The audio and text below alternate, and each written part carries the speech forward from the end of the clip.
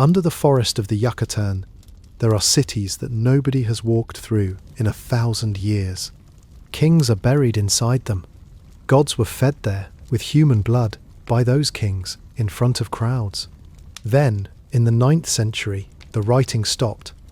The plazas emptied. The jungle closed over the roofs. This is the whole story of the Maya. Gods, kings, and the collapse in the forest. And all of it very nearly burned. Not in the collapse. 800 years later, on a hot Sunday afternoon, in a colonial square, in front of thousands of people who had been ordered to come and watch. The plaza at Mani was not large. A church stood at one end of it, still new, its stones pale and raw against the scrub. Beyond the church lay the flat green country of the northern Yucatan, limestone under a thin skin of soil, and the heat of July sitting on all of it without moving. Thousands of people had gathered in that square on the 12th of July, 1562. Most of them were Maya. Some had walked for days to be there because they had been ordered to come and watch. At the centre, a pyre had been built. Onto that pyre went the books. We do not know exactly how many. The friar who ordered the burning, a Franciscan named Diego de Landa, later wrote that there were 27 of them. Other accounts suggest more. Alongside them went something close to 5,000 carved and painted figures of gods and jewelled skulls that had belonged to somebody's ancestors, and altars and vessels used for burning incense. Landa recorded what happened next, and this is the strange part. He wrote that the people watching were stricken, that the destruction of those books caused them a grief so acute it surprised him. He set this down in his own hand, in a document intended to justify what he had done, apparently without recognizing what he was admitting. He had found something the Maya could not bear to lose, and he had put it in a fire, to understand what actually burned in that plaza. You have to understand what a Maya book was. It was not a book in the shape we think of. There was no spine, no stitched binding, no cover boards. A Maya codex was made from the inner bark of the wild fig tree, soaked, beaten flat, and joined into a single long strip. That strip was coated with a fine white lime wash to give a smooth painting surface, and then folded back and forth like a screen, so that it opened out in one continuous run of pages. A single book, unfolded, could stretch the length of a room. The scribes painted on that surface in red and black, with mineral pigments and a fine brush. They wrote in a script of several hundred signs, some standing for whole words, some for syllables, combined into square blocks that were read in paired columns, left to right and top to bottom, 2 columns at a time, then down and across again. They wrote almanacs. They wrote the movements of Venus across years and decades. They wrote tables predicting eclipses, ritual instructions, prophecies, the count of days, the histories of lineages. These were not curiosities. They were the working documents of a scientific and religious tradition that had been accumulating for well over 1,000 years. 4 survive. 4 books, out of everything the Maya wrote on paper across 15 centuries. 1 in Dresden, 1 in Madrid, 1 in Paris, and 1 that surfaced in Mexico in the 20th century under murky circumstances and was doubted for decades before analysis confirmed its age. The Dresden book is the finest of them. 39 leaves painted on both sides, dating to somewhere around the 11th or 12th century, probably produced in the northern Yucatan near Chichen Itza. Unfolded, it runs to about 12 feet. It contains the Venus tables and the eclipse tables and a set of almanacs, and it is, by some distance, the most sophisticated astronomical document produced anywhere in the Americas before European contact. It survives because somebody carried it across the Atlantic before the fires started, and because a librarian in Dresden bought it in the 17th century from a private collection in Vienna, and because it sat on a shelf for 150 years while nobody knew what it was. The 4th book has a stranger history, and it is worth telling, because it shows how thin the thread is. It surfaced in Mexico in the 1960s, in the hands of a collector who said it had been found by looters in a dry cave in Chiapas, and sold on. No excavation record, no context, no chain of custody. It was exhibited in New York in 1971 and named after the club that showed it. It is a fragment, 11 pages, badly damaged, containing a Venus table considerably simpler than the one in Dresden. Most specialists concluded it was a forgery. The style looked wrong. The drawing seemed crude. The most influential figures in the field said so publicly, and for decades it sat in the Mexican National Collection under a cloud, too suspect to cite and too plausible to discard. The rehabilitation took 50 years and a great deal of laboratory work. Radiocarbon dating of the bark paper, analysis of the pigments, which turned out to include Maya blue, a remarkable and durable compound made by binding indigo dye into a particular clay mineral, whose method of manufacture was not reconstructed in the modern era until the 1960s, after the manuscript had already been examined. Analysis of the gesso layer beneath the paint, comparison of the iconography against classic period vessels that had not been excavated when the book supposedly appeared, and which a forger in the 1960s could not possibly have known about. By 2018, the case was considered settled. It is genuine, and its paper dates to somewhere in the 11th to 13th centuries, which makes it very possibly the oldest surviving book in the Americas. It is now known as the Maya Codex of Mexico, so the tally of survivors is 3 books that reached Europe by chance in the 16th century and sat unrecognized on shelves, and one that was ripped out of a cave by looters, sold illegally, dismissed as a fake by the best experts alive, and only vindicated when the chemistry caught up. That is the margin we are working with. 4 books, all of them survivors of accident rather than care. There is a caveat worth putting plainly here, because intellectual honesty matters more than a clean story. Some scholars argue that what burned at Mani that day was not primarily the great astronomical codices at all. Their case is that the objects confiscated from rural households were more likely to have been local records, family lineages, land boundaries, the day counts of a particular village, painted on single sheets rather than folded screen books. That argument may well be right. It does not make the loss smaller. It makes it a different kind of loss, not the destruction of a national library, but the destruction of 10,000 parish registers, the ordinary written memory of ordinary communities, which is in some ways harder to replace. Either way, the fire was only the visible part of what happened at Mani.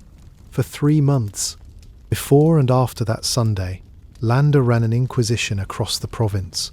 Thousands of Maya were interrogated. The method most commonly used was a hoist. The accused was bound at the wrists, hauled off the ground by a rope and beaten, sometimes with stone weights tied to the feet, sometimes with hot wax poured onto the body. More than 150 people died under questioning. Others took their own lives rather than face it. Whole communities emptied into the forest. And here is where the story turns into something almost too neat to be true. Landa's methods were extreme enough that Spanish colonists complained about them. Not out of tenderness, the encomienda system was its own machine of misery, but because a terrorized and fleeing labour force is worthless.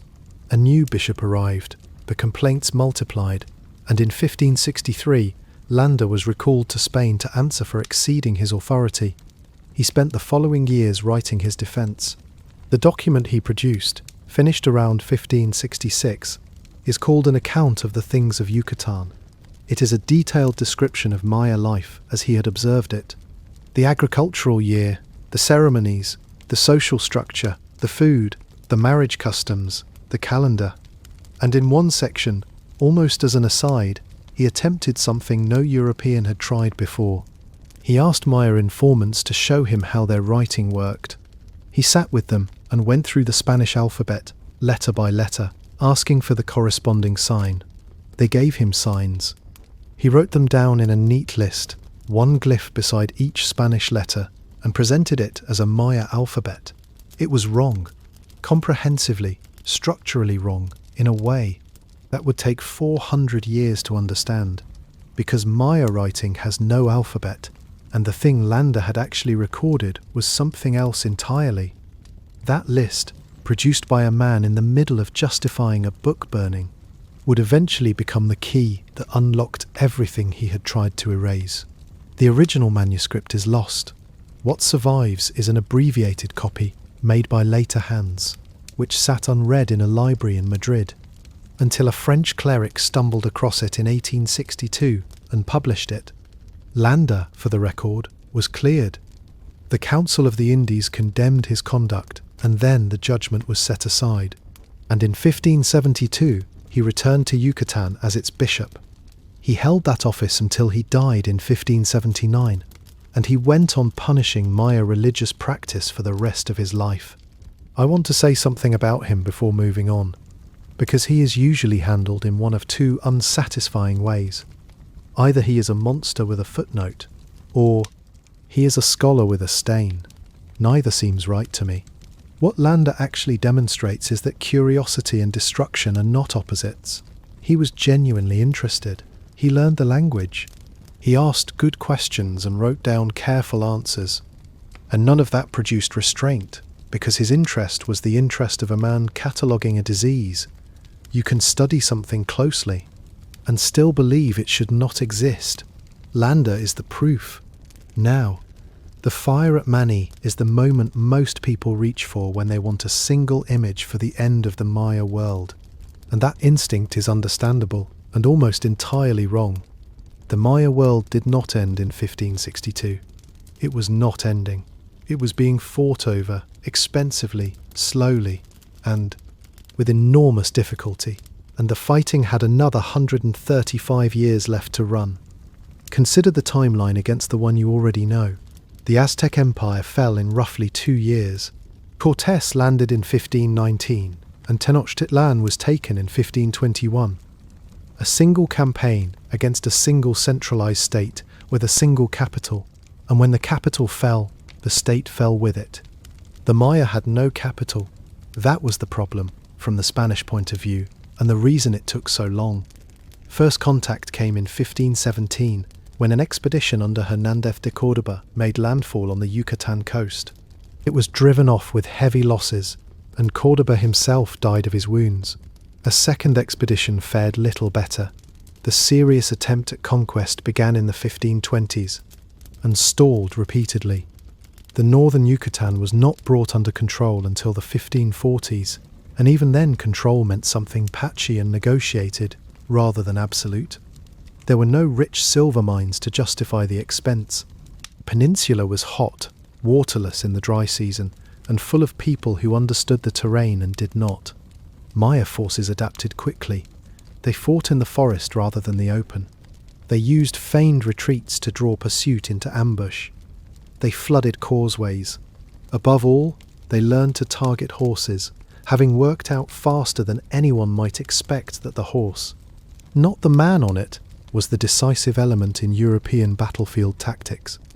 In the highlands to the south, the Quiché and Kukchikal kingdoms were broken by a combination of Spanish force and the exploitation of existing rivalries between them, the oldest trick in the conquest playbook, and effective everywhere it was tried. But in the forests of the central lowlands, on an island in a lake in what is now northern Guatemala, an independent Maya kingdom survived. Its capital was called Nojpetan. The Itza who ruled it had migrated south generations earlier, after the fall of Chichen Itza, and they had built a city on an island that could be reached only by canoe, surrounded by water, surrounded by forest, surrounded by nothing the Spanish particularly wanted. Cortés himself passed through in 1525, on a miserable overland march to Honduras. He was received courteously. He left a lame horse behind and continued on his way. Nothing came of it. For the next 170 years, the Itza kingdom simply continued. Missionaries came and were sometimes killed. Envoys came and were sent back. Prophecies circulated among the Itza themselves about when the appropriate cycle of time for submission would arrive, and the answer was consistently not yet. Nojpetan fell on the 13th of March, 1697, to a Spanish force. that had spent years cutting a road through the forest and building a galley on the lakeshore specifically for the assault. By that date, Isaac Newton had published his laws of motion. The Salem witch trials were 5 years in the past. The city of Boston was 67 years old. That is when the last independent Maya kingdom was conquered, and it is the last independent indigenous capital anywhere in the Americas to fall. 170 years between first contact and final conquest. The entire American Revolution lasted 8. Hold on to that number, because it is the first crack in the story you have probably been told. A civilization that vanished mysteriously around the 9th century does not require a 17th century amphibious operation to finish off. Something is wrong with the standard account. Quite a lot is wrong with it. To see how much, we have to go to the moment when Europe rediscovered the Maya and immediately got them wrong in a completely different way. In the autumn of 1839, a New York lawyer and an English architect got off a boat in Belize and went looking for a rumour. John Lloyd Stevens was 34, bored with the law, and already a best-selling travel writer on the strength of 2 books about the Eastern Mediterranean. Frederick Catherwood was older, quieter, and one of the most technically gifted architectural draftsmen alive. They had met in London. They had both read the scattered, half-credible reports of stone cities standing in the forests of Central America, and neither of them could let it go. Stevens solved the funding problem in the most 19th century way imaginable. The American minister to Central America had recently died in post, and Stevens used a personal connection to President Van Buren to have himself appointed to the vacancy. He would go as a diplomat. He would find the government of a republic that was, at that moment, dissolving into civil war, and in whatever time remained, he would go looking for ruins. They rode inland on mules through country where armed men stopped them regularly, and where the answer to almost every question was that nobody knew anything about any stone city. On the 13th of November, they reached the Capan River in what is now western Honduras, and found a wall. It was worked stone, running along the riverbank, mostly buried. They followed it, and in the forest above it they came to a clearing where a carved shaft of stone stood upright, more than 12 feet high, covered on every surface with figures and signs. Their guide called it an idol. In front of it lay a flat carved block that the guide called an altar. Stevens later wrote about that first sight, and what comes through the prose is not triumph, but a kind of vertigo. He had been to Egypt and Petra and Baalbek.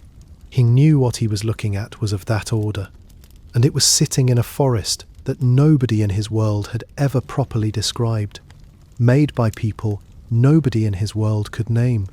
There were 14 more of those monuments in the same complex. There were terraces, stairways, courtyards, a ball court, a great flight of steps covered in inscription. Stephens bought the site. He paid $50 for the ruined city of Copan, negotiating with a local landowner who thought he was mad and took the money. Then Catherwood set up his camera lucida and began to draw. It is worth saying something about Catherwood, because his work turned out to matter as much as anything Stevens wrote. Drawing Maya sculpture is genuinely difficult. The relief is deep and layered, the compositions are dense and unfamiliar, and a European artist's instincts constantly want to regularize what is in front of him into something that looks classical. Catherwood refused to do that. He stood in mud, in the rain, with his hands swollen from insect bites, and he drew exactly what was there, signs he could not read, proportions that made no sense to his training, faces that were not Greek and were not meant to be. The accuracy of those drawings is the reason we can still study monuments that have since eroded past reading, been broken up, or been carried away. Over 2 expeditions between 1839 and 1842, the pair documented more than 40 sites: Capan, Quirigua, Palenque, Uxmal, Chichen Itza, Tulum. Their 2 books sold enormously. Edgar Allan Poe reviewed the first one and called it about as interesting as travel writing gets. And Stevens, working with almost no evidence and no training, got the central question right. The question was, who built these? His answer was that they had been built by the ancestors of the people living around them. Not by a vanished race, not by visitors, by Maya in the Americas, without external instruction. He went further. He looked at the inscriptions and proposed that they were not decoration, and not pure symbolism, but writing, a real script, recording real language. He suggested the figures on the monuments were probably historical individuals rather than gods, and that if the signs could be read, they would tell us who those individuals were and what they had done. Every one of those propositions was eventually proved correct. It took 130 years. In the meantime, the field went in almost exactly the opposite direction, because the problem with Stephen's answer was that a great many people in the 19th century did not want it to be true. If the Maya had built Copan, then indigenous Americans had independently produced monumental architecture, mathematics, astronomy, and writing. That was awkward for a set of political arrangements built on the premise that they had not and could not. So the alternatives multiplied. The ruins were built by Egyptians, by the lost tribes of Israel, by Phoenician navigators, by Carthaginians, by refugees from a sunken continent in the Atlantic. One popular French writer built an entire career on the theory that the Maya were survivors of a drowned land called Mu, and he claimed to have translated the codices to prove it. His translations were invented. They were also widely believed. You will recognize the shape of this argument because it is still running. Every time somebody suggests that a pyramid in Mexico or a stone platform in Peru requires an explanation from outside, earlier civilizations, wandering Europeans, visitors from elsewhere, that same 19th century assumption is being restated in modern packaging. The assumption is that the people who lived there could not have done it. It has never once been supported by evidence.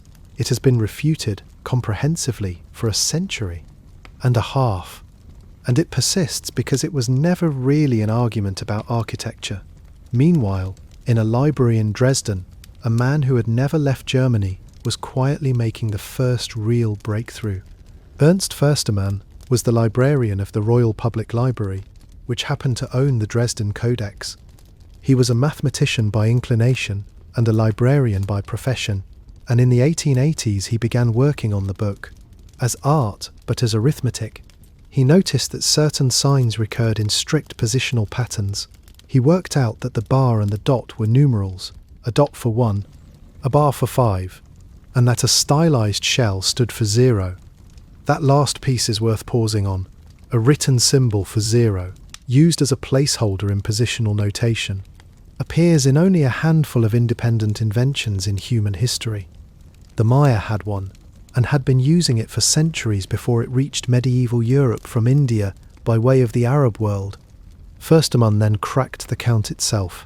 He established that the Maya recorded dates as a running tally of days elapsed from a fixed starting point, expressed in nested units, single days, groups of 20, groups of 360, groups of 7,200, groups of 144,000. We call it the long count. It is an absolute chronology, like our own numbering of years, and it means that a Maya monument does not say roughly when something happened. It says exactly when, to the day. Förstermann also identified the Venus tables, and recognized that the intervals in them tracked the synodic cycle of the planet with an accuracy that had no business existing in a book painted on bark. He did all of this at a desk, in a city 8,000 miles from the nearest Maya ruin, without being able to read a single word of the text. That distinction, reading the numbers without reading the language, defined the next 70 years of the field, and it created a very specific kind of blindness. Because if all you can read is dates and astronomy, then dates and astronomy are all you see. And if that is all you see, you will start to believe that dates and astronomy are all there is. Two men dominated Maya studies for most of the 20th century, and between them they built a picture of that civilization that was elegant, coherent, deeply attractive, and false in almost every particular. Sylvanus Morley was an American archaeologist who ran the Carnegie Institution's Maya program from the 1920s. He was energetic, charming, tireless in the field, and he did genuine service in recording inscriptions before they weathered away. He also, during the First World War, used his archaeological expeditions as cover for naval intelligence work along the Central American coast, which tells you something about his appetite for a good story. Eric Thompson was English, formidably learned, and the single most influential figure the field has produced. He knew more about Maya iconography and calendrics than anyone alive.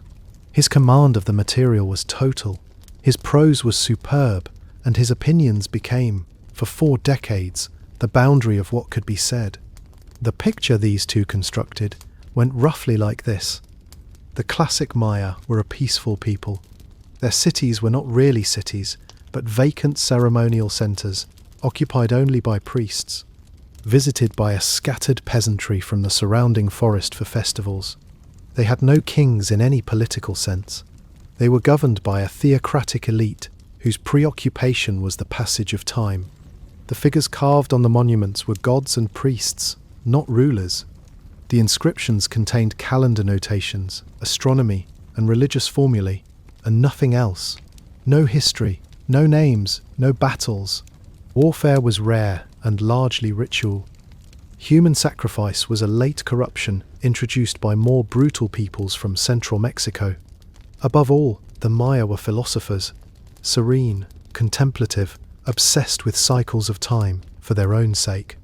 Thompson wrote of them with real affection, as a civilization of gentle intellectuals who had turned away from the world to count the days. In 1937, Thompson and a colleague published a line that has become notorious in the field, that judging by the scenes shown on their monuments, the Maya were among the least warlike nations that had ever existed. Here is where I want to stop and state a position, because I do not think this was a simple scholarly error, and I do not think it should be filed away as one. An error is what happens when the evidence is thin and you guess wrong. That is not what occurred. The evidence was not thin. The monuments Thompson was looking at. When he wrote that sentence, show bound captives lying under the feet of standing lords, they show figures with their arms tied, stripped of ornament, labelled with signs that we now know say captured. The imagery of domination is not hidden in those carvings. It is the subject of a great many of them. Thompson looked directly at pictures of conquered men and concluded that these were people who did not fight. That requires an active effort. Something has to be doing the work of keeping the obvious interpretation out of view, and I think we can name what it was. The gentle Maya were built in a particular period, by men of a particular background, and they served a particular need. Europe had just spent 4 years feeding a generation into the mud of the Western Front, and would shortly do something similar again. The idea that somewhere, at some point, a sophisticated people had built a civilization on mathematics and reverence rather than conquest was not just a scholarly hypothesis. It was consolation. There is also a harder edge to it. A people characterized as gentle, contemplative and unworldly are a people characterized as passive. They are not political actors with interests and armies and claims. They are an aesthetic object, and objects do not have descendants who might want something back. I am not accusing Thompson of cynicism. I think he believed every word. But the shape of what he believed happened to be exactly the shape that was most useful, and that is a coincidence worth examining rather than excusing. The correction, when it came, was not gentle either. In 1946, at a site in the Chiapas forest near the Usumacinta River, local Lacandon Maya, who had never stopped visiting the ruins to pray in them, led outsiders to a small building with 3 rooms. The site is now called Bonampak. The building is a low structure with a single entrance to each chamber, unimpressive from outside. Inside, the walls and vaulted ceilings are covered, floor to apex, in painted murals. Rainwater seeping through the limestone had deposited a translucent crust of calcium carbonate over the surfaces, and that accident of chemistry had preserved them for 1100 years. They are the finest paintings to survive from the ancient Americas. The first chamber shows a court, musicians with drums and rattles and long trumpets, nobles in white cloaks, an infant heir presented before the assembled lords, attendants dressing performers in enormous headdresses of quetzal feather and jade. The second chamber shows a battle. It fills the room. Warriors in jaguar pelts driving spears into a mass of struggling bodies, hands seizing hair, figures falling, a chaos of limbs and shafts and screaming faces rendered with an anatomical confidence that European painting would not reach for centuries. And then, on the adjoining wall, the aftermath, a stepped platform, a ruler standing at the top in full regalia. Below him, arranged on the steps, captives, naked, stripped of every mark of rank, one of them already dead and sprawled across the stone. The living captives are holding out their hands. Blood runs from their fingers. Their fingernails have been pulled out. One of them sits at the ruler's feet with his head turned upward, mouth open, and whatever the painter intended by. That face, it has never been mistaken for serenity by anybody who has stood in front of it. The third chamber shows the celebration afterwards. Dancers in enormous costumes, nobles drawing their own blood in a ritual of offering, a woman of the court piercing her tongue with a spine to feed the gods. The murals were painted around the year 790 at a small city subordinate to a larger one, recording an entirely ordinary military episode. Not a famous war, not a turning point, a raid, a victory, a ceremony, on a scale that was normal. Bomb impact should have ended the argument in 1946. It did not. The interpretations that followed managed, for years, to read the battle as a ritual conflict, the captives as consenting participants, the whole sequence as symbolic rather than descriptive. That is the strength of a good story. It does not require evidence to survive. It requires only that people keep wanting it. What finally broke it was not a painting, or a pyramid. It was a piece of linguistics, produced in a freezing room in Leningrad by a man who had never been closer to the Yucatan than the eastern edge of Europe. Yuri Knorozov was born in 1922, near Kharkiv, into a family of Russian intellectuals. He was an odd child by every account that survives. He played the violin, wrote poetry, drew well, and did badly at school because he would not do anything he found uninteresting. He was studying history at Moscow State University when the war came. What he did during the war has been the subject of a story he encouraged and later contradicted, so I will describe it carefully and label the uncertainty where it belongs. The story, as it circulated for decades, is that Knorozov entered Berlin with the Red Army in 1945, found the National Library burning, and pulled from the fire a single volume containing reproductions of the Maya codices and the account written by Diego de Landa. It is a wonderful story.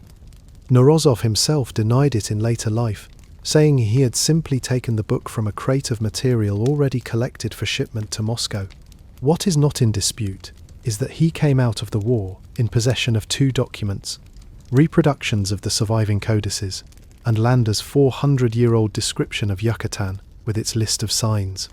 Back in the Soviet Union, he was refused a research post at first because he had spent part of the occupation in territory held by the Germans, and that was, in the arithmetic of the period, a permanent stain. A supervisor pulled strings and got him a junior position at an ethnographic museum in Leningrad.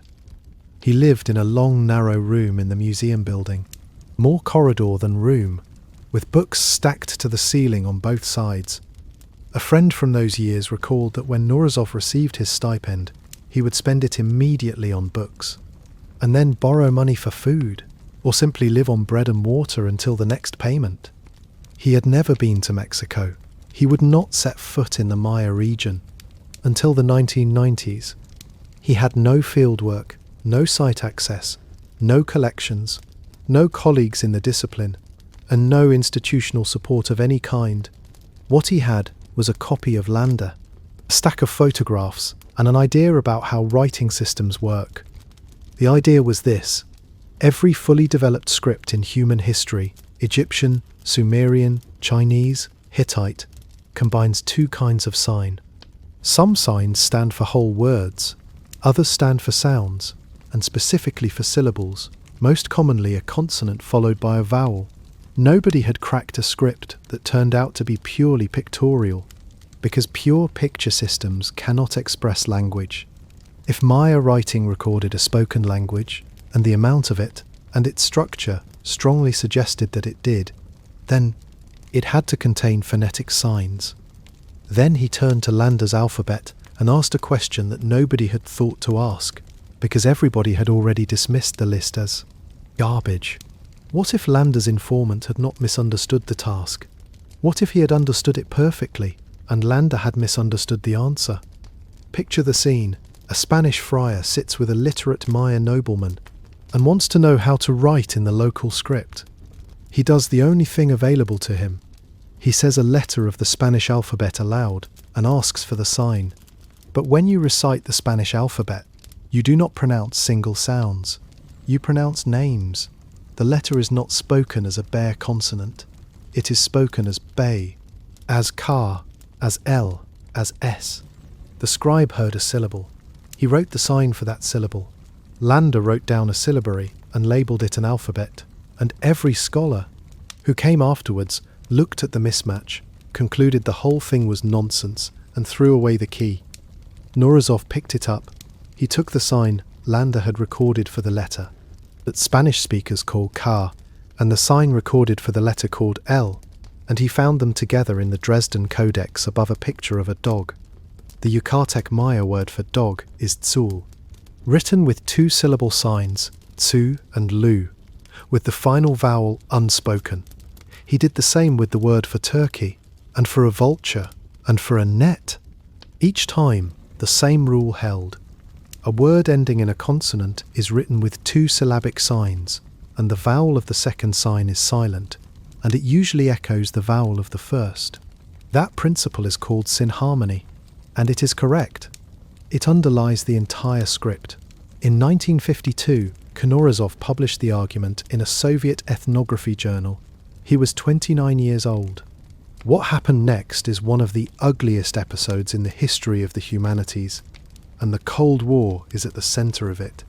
The Soviet authorities, recognizing a propaganda opportunity, publicized the discovery aggressively.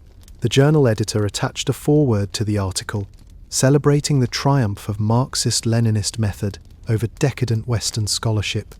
Knorozov had written nothing of the kind himself, and never did. But the framing was attached to his name, and it was all his opponents needed. Thompson responded with a decade-long campaign of dismissal. He wrote that the approach was ideologically motivated, that its author was a propagandist rather than a scholar, that the readings were coincidences, and that Maya writing was fundamentally non-phonetic and always had been, coming from the most authoritative figure in the field. In the political climate of the 1950s, that was effectively a prohibition. Western scholars who found the argument persuasive learned to keep quiet about it. A generation of students was taught that the question was settled. It was not settled. It was suppressed, and everybody involved knew the difference. Norizov in Leningrad kept working. He published a full monograph on Maya writing in 1963 and a volume of translations in 1975. He was not permitted to travel to conferences. When Tatiana Proskoryakov finally met him in Moscow in 1970, their conversations took place with security officers present throughout. He was eventually vindicated so completely that his method is now simply how the field works. Every reading of every Maya text produced anywhere in the world today rests on the principle he established in a corridor full of books. Working from photographs 10,000 kilometers from the nearest inscription, he received honors from Mexico and Guatemala in his final years, and he did at last stand among the ruins. He died in 1999 in a hospital corridor in St. Petersburg of pneumonia. There is a photograph of him from late in life holding a Siamese cat that he had listed as co-author on one of his papers, a claim the journal removed to his lasting irritation. While Norizov was recovering the sound of the language, a woman in Cambridge, Massachusetts was recovering its content, and she did it by a completely different route. Tatiana Proskuryakov was born in Siberia in 1909. Her father, a chemist, was sent to the United States in 1916 by the Tsarist government to supervise munitions production for the Russian war effort. The revolution happened while the family was abroad, and they stayed. She trained as an architect at Pennsylvania State and graduated in 1930, straight into the Depression, into a profession that had stopped hiring.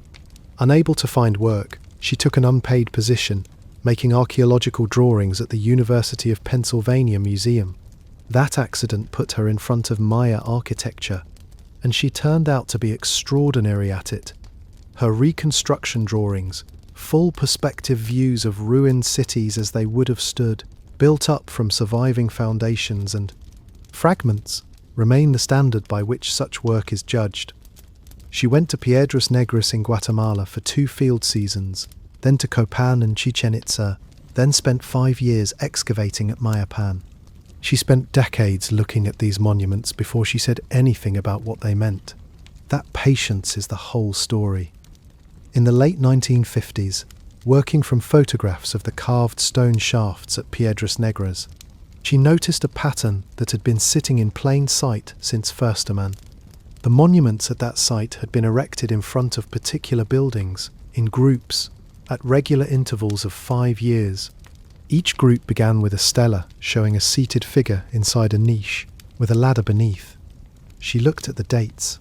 Within each group, the earliest recorded date, the latest recorded date, were never separated by more than about 64 years.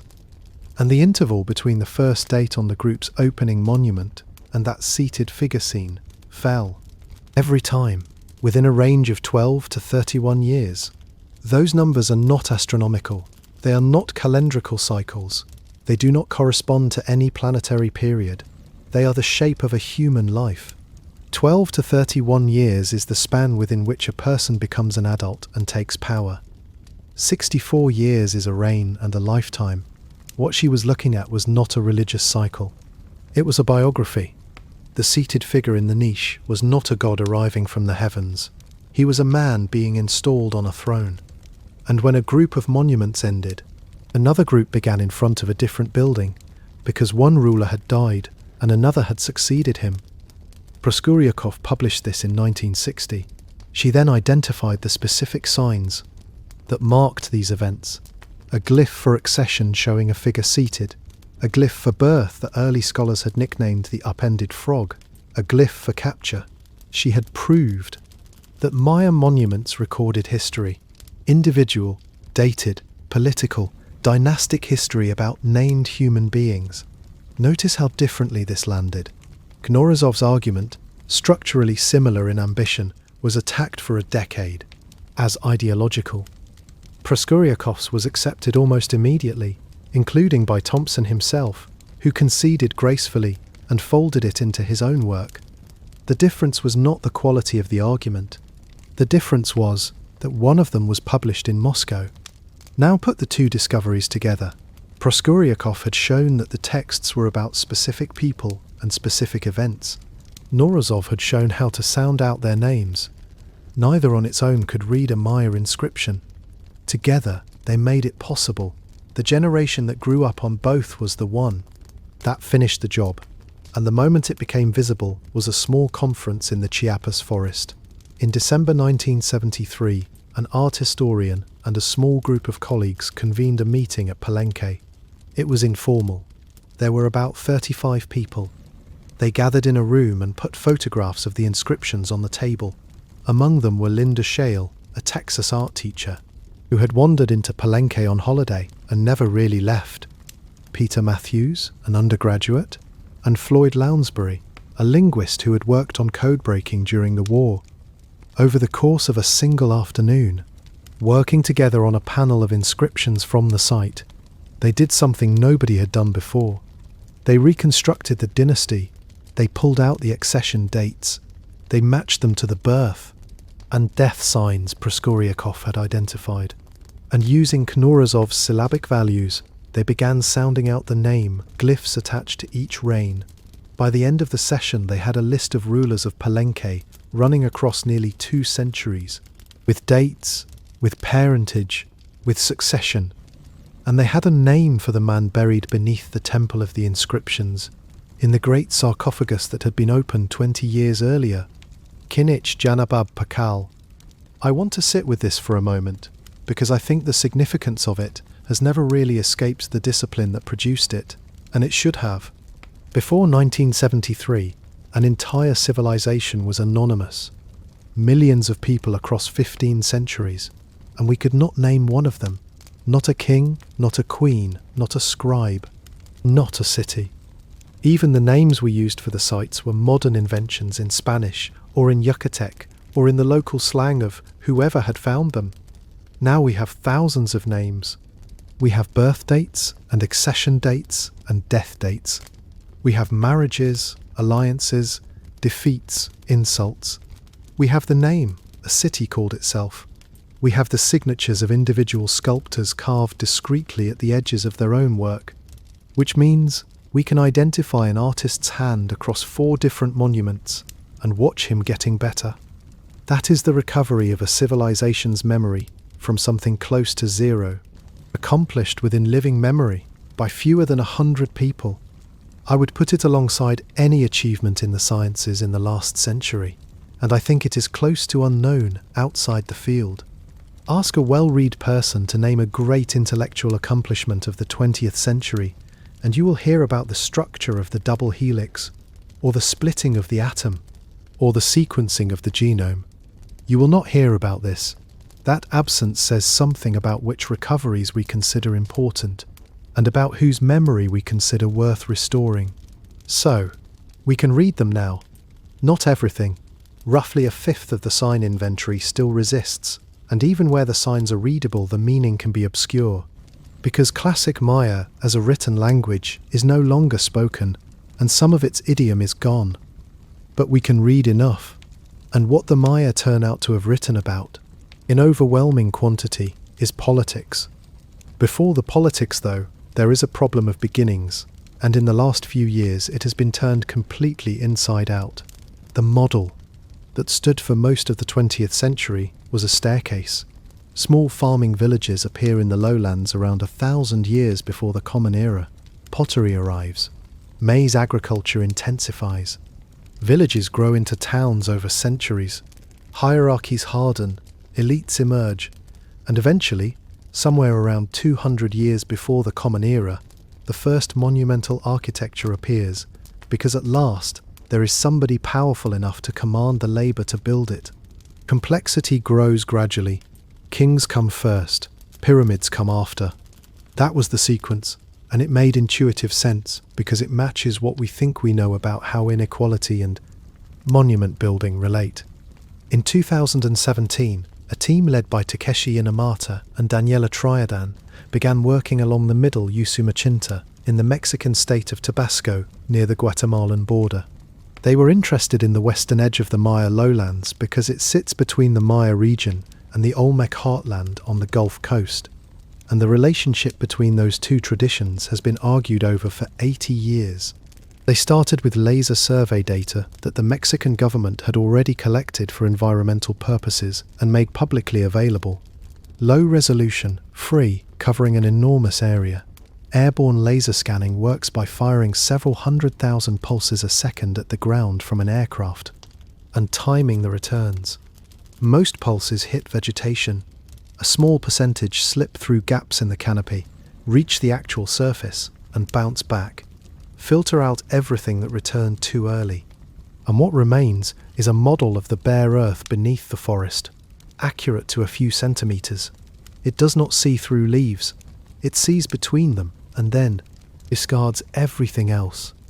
When Inamata's team processed the data, a shape came out of the landscape that nobody had recorded, in an area that is not even jungle. It is farmland. People live there. Cattle graze on it. The shape is a rectangular platform, artificially constructed, 400 meters wide and about 1,400 meters long, nearly a mile. It stands 10 to 15 meters above the surrounding ground, which is high enough to be a 5-story building and low enough that, from anywhere on it, you would assume you were standing on a natural rise. 9 causeways radiate outward from it. They called the site Aguada Phoenix. The team excavated and radiocarbon dated 69 charcoal samples and ran the results through a statistical model to tighten the chronology. The platform was built between about 1,000 and 800 years before the Common Era. That makes it the oldest monumental construction ever found in the Maya area. It is also, by volume of material moved, the largest. Larger than anything the Maya built afterwards. Larger than the Great Pyramids of the classic period that came 1,000 years later and are the reason anybody has heard of this civilization at all. The biggest thing they ever built, they built first. And here is the part that broke the staircase. At Aguada Phoenix there are no portraits of rulers.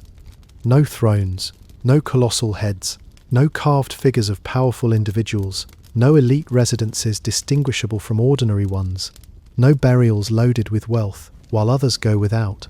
The only stone sculpture recovered from the site is an animal. A peccary, or possibly a coati, a pig-like creature of the forest, carved in limestone. Compare that with San Lorenzo, the great Olmec centre to the west, which flourished earlier, and is famous precisely for its monumental portrait heads of individual rulers. Enormous basalt faces, each one a person, each one a statement about who mattered. Aguada Phoenix is the same order of ambition with the politics removed. The estimate for the labour involved runs to something between 10 and 13 million person days. To put that in ordinary terms, if 1,000 people worked on it, it would take them 30 years, or more, and they would have to eat the whole time.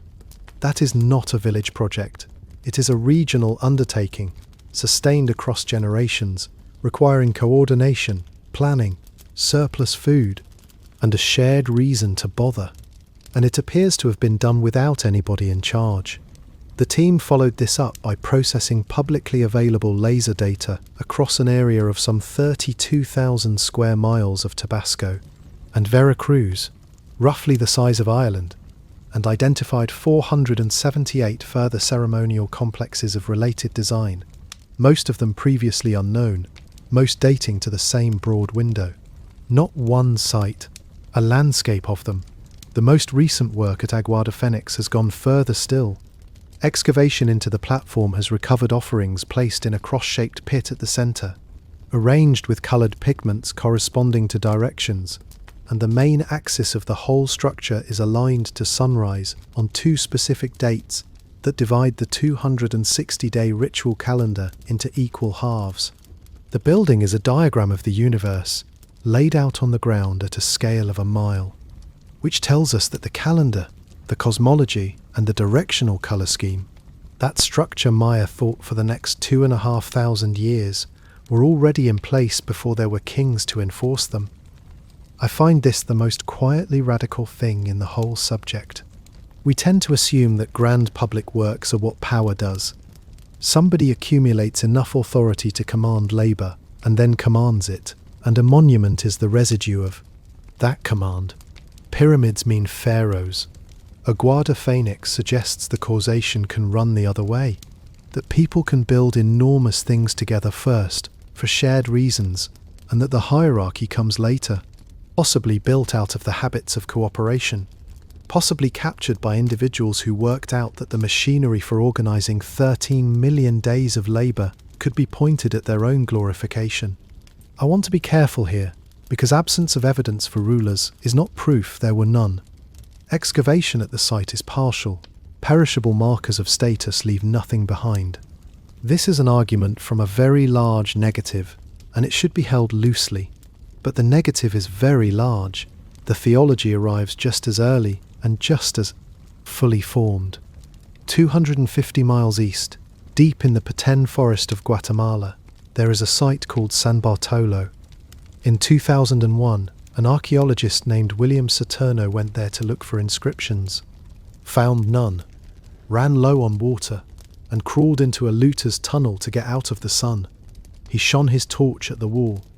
The tunnel had cut into a buried chamber inside a pyramid, and the chamber walls were painted. What survives is a fragment of a much larger scheme, most of it demolished by the Maya themselves when they rebuilt over it. The surviving north and west walls date to around 100 years before the Common Era, which makes them the oldest Maya paintings known by nearly 9 centuries. They are not primitive. The line is confident. The colour is subtle. The composition is assured. Whoever painted them was working in a mature tradition that must already have been generations old. The subject is creation. On the west wall, 4 scenes of the maize god. He is born, he journeys, he dies, he is restored. He is the eternally young figure with the elongated head shaped like an ear of corn, whose death and return is the agricultural year, and the model for every human death that follows. 4 kneeling figures pierce their own genitals with a spine, offering their blood, before 4 directional trees, each with its bird. A 5th tree stands at the centre, and at that centre is the maize god himself. On the north wall, 4 infants emerge from a split gourd, umbilical cords still attached. A 5th figure follows them out. Anyone who has read the Quiche creation narrative recorded in the 16th century, written down in the Latin alphabet a generation after the conquest, and usually the first thing anybody encounters of Maya thought, will recognize this. The maize god, his twin sons, the journey into the underworld, the defeat of the Death Lords, the resurrection, the making of human beings out of maize dough. That text was written around 1555. These paintings are 1650 years older. The same story, the same figures, recognizably continuous across a span longer than the entire history of Christianity. And underneath the paintings, on fragments of an earlier wall used as fill, there are painted signs, hieroglyphs, in a text that cannot be fully read, but is unmistakably Maya writing, sealed in a context dated to between 300 and 200 years before the Common Era.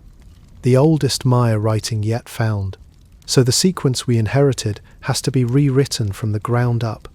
Monumental construction, the ritual calendar, the directional cosmology, the maize theology, and the writing system are all in place in the lowlands before the earliest classic king was born, and in some cases before anything we would recognize as a king existed at all. The Maya did not slowly climb towards civilization. They arrived carrying most of it. Deeper into the Petén, in the far north of Guatemala against the Mexican border, there is a shallow basin of cast limestone ringed by low ridges. Seasonal swamps fill its floor. There are no rivers, no lakes, and no roads. Getting there on foot takes 5 or 6 days from the last village, through forest in the dry season only, with mules. In the wet season, the trails become impassable mud. Most people who visit go by helicopter.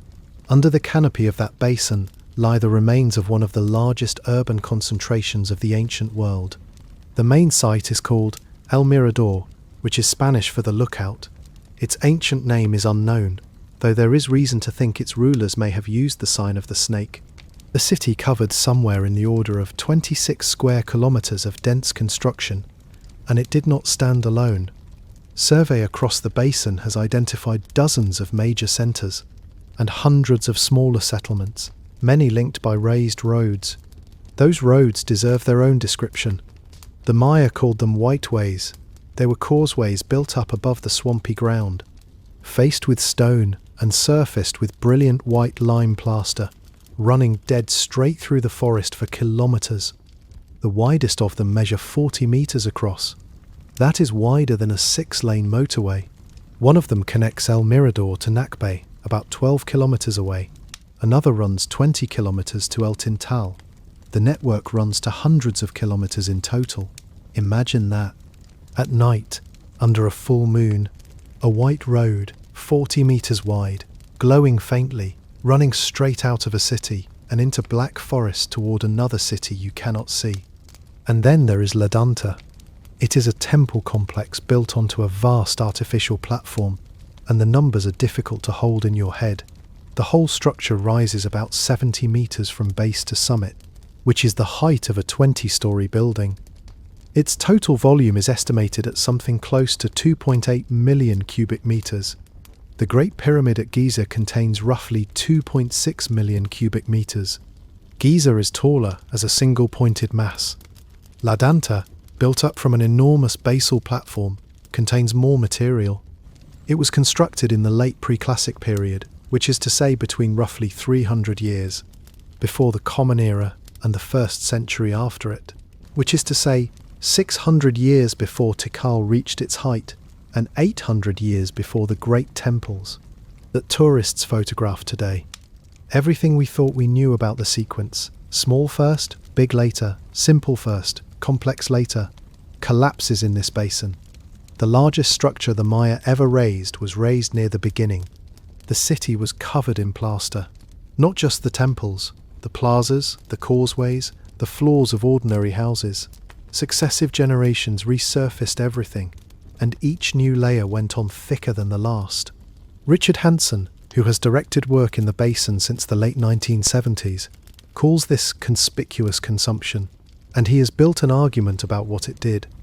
To make lime plaster, you must burn limestone.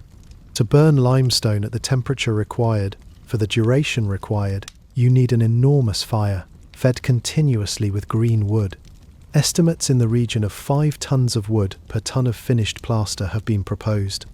Multiply that across a basin of cities coating every visible surface over centuries, with each generation applying more than the last. The forest around those cities came down, and the agriculture of the basin depended on the forest in a way. That was not obvious until soil scientists went looking.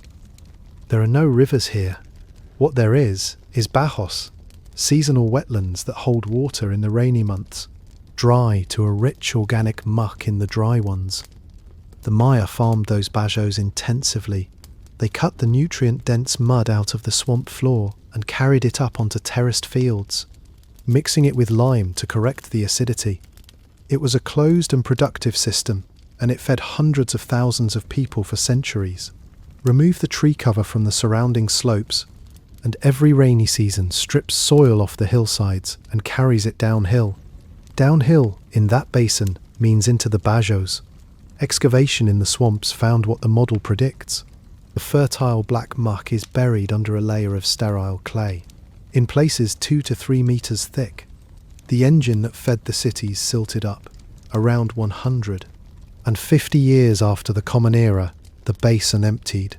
The archaeology of that abandonment is what makes it feel abrupt. Excavators working in the great temple complexes found pre-classic pottery and stone tools sitting on the floors of buildings where they had been left. Construction stopped mid-program. Monuments ceased. The causeways went under vegetation. Before the end, a defensive wall had been thrown up around part of the western section of El Mirador, somewhere between 3 and 8 meters high, enclosing the city core. Nobody builds that unless somebody is coming. Whether anybody came, we do not know. I should be careful here, because the ecological argument is Hansen's, and it is not universally accepted.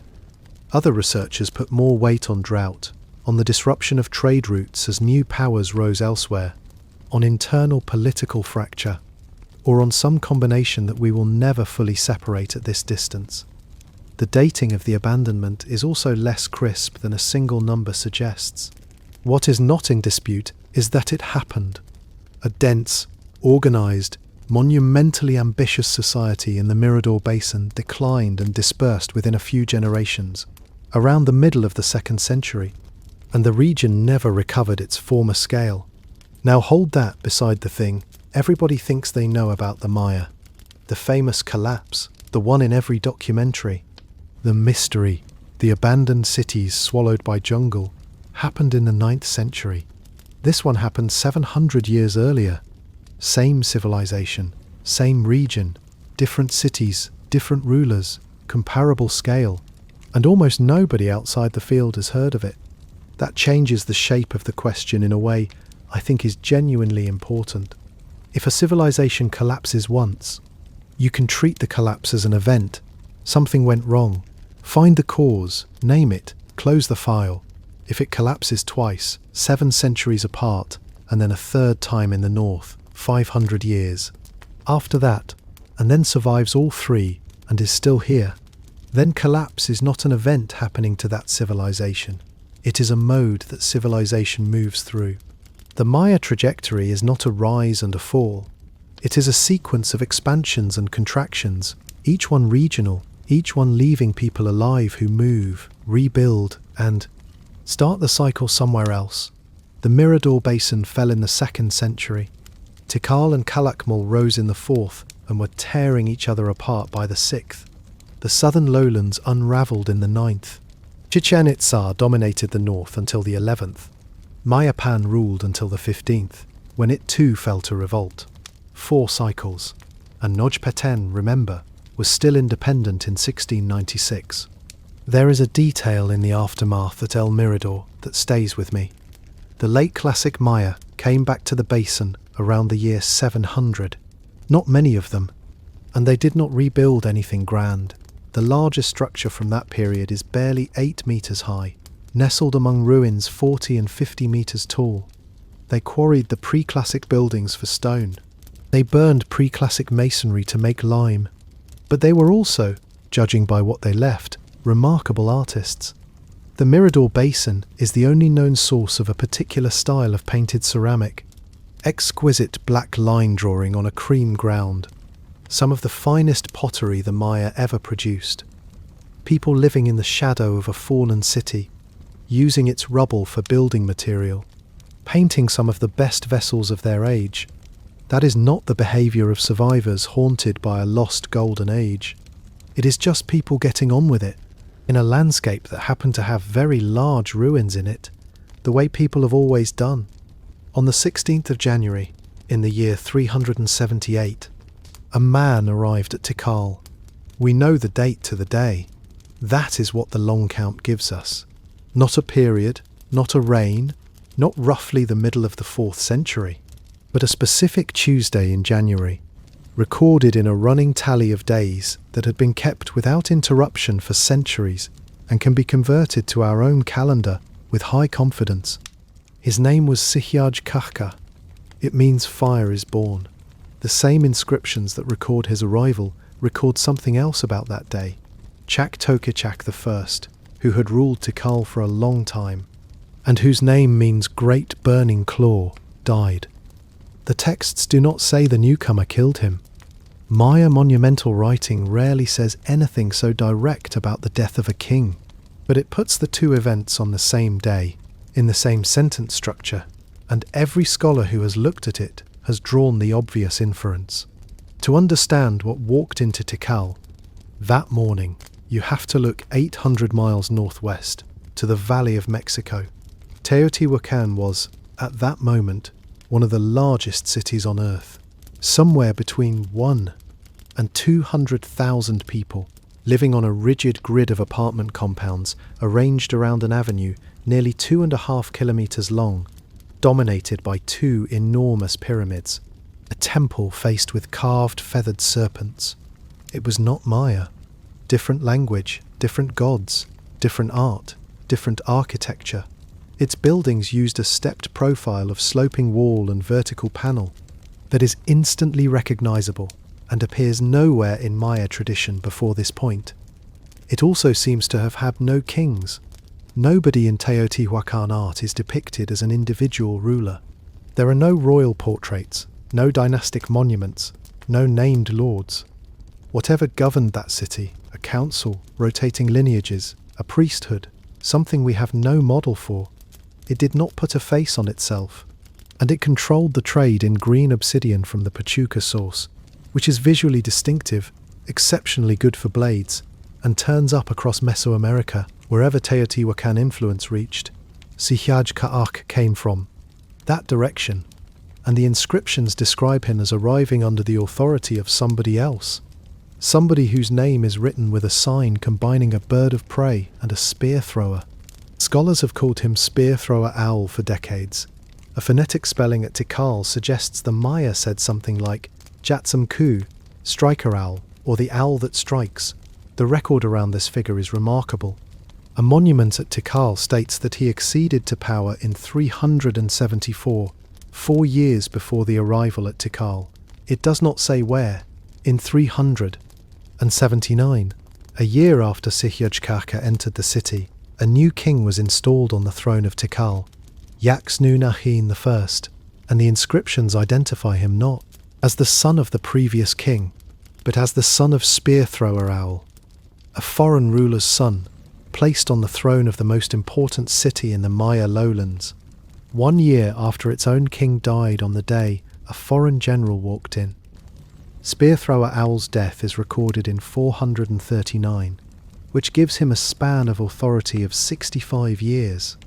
And 2.5 centuries later, in 695, a king of Tikal was still marking the anniversary of that death with ceremony, conjuring him as a holy ancestor.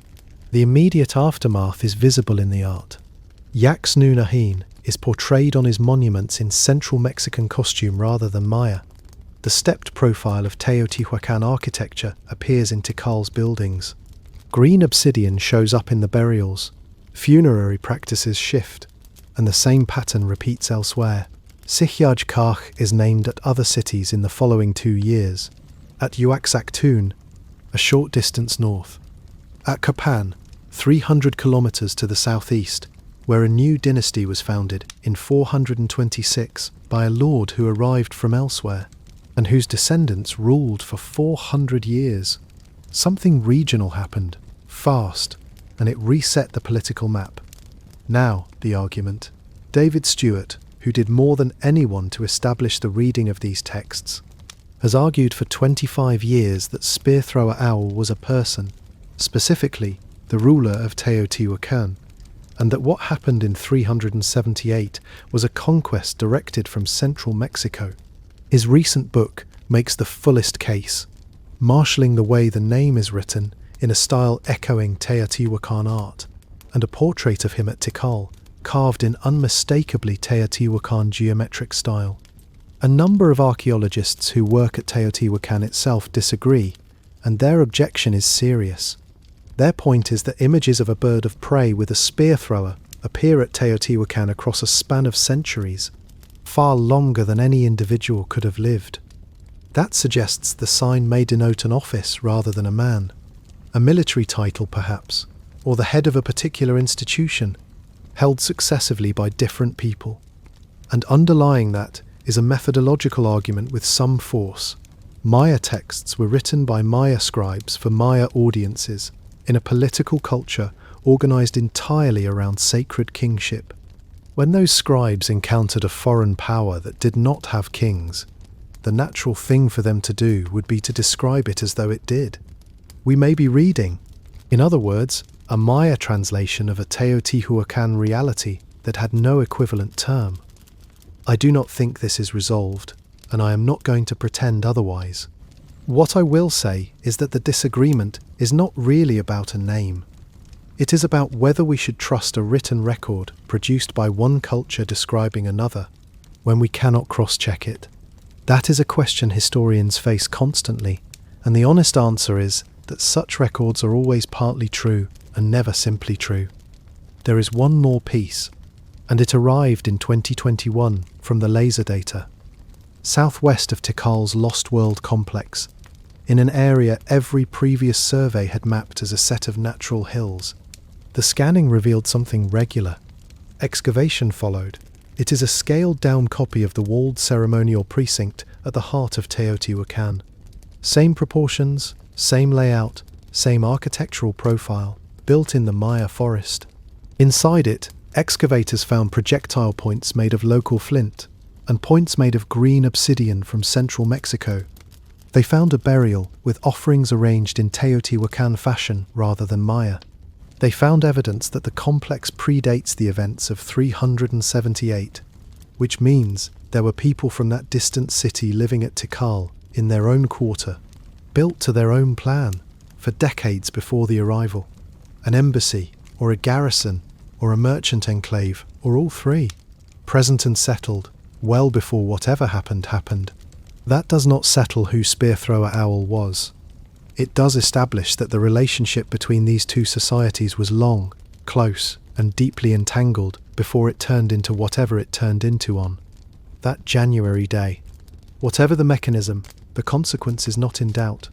Tikal came out of it transformed and dominant.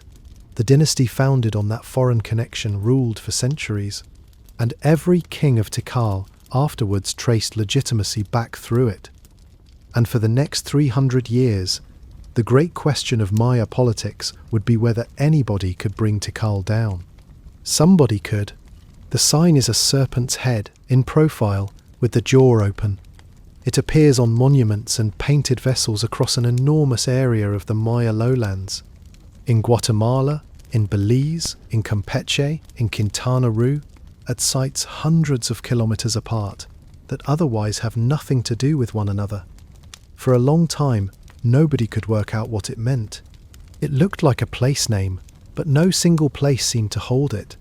It turned up as a title on lords who ruled cities of no great size. It turned up in texts describing the installation of kings, who were not, on any other evidence, important enough to warrant it. In the 1990s, a young British researcher named Simon Martin began gathering every instance of the snake sign he could find and laying them out together. What emerged was a state that had been invisible. The Maya called it carnal, the kingdom of the snake, and it was the closest thing to an empire the Maya world ever produced. Its early capital appears to have been Tzibantché, in what is now Quintana Roo, well to the northeast.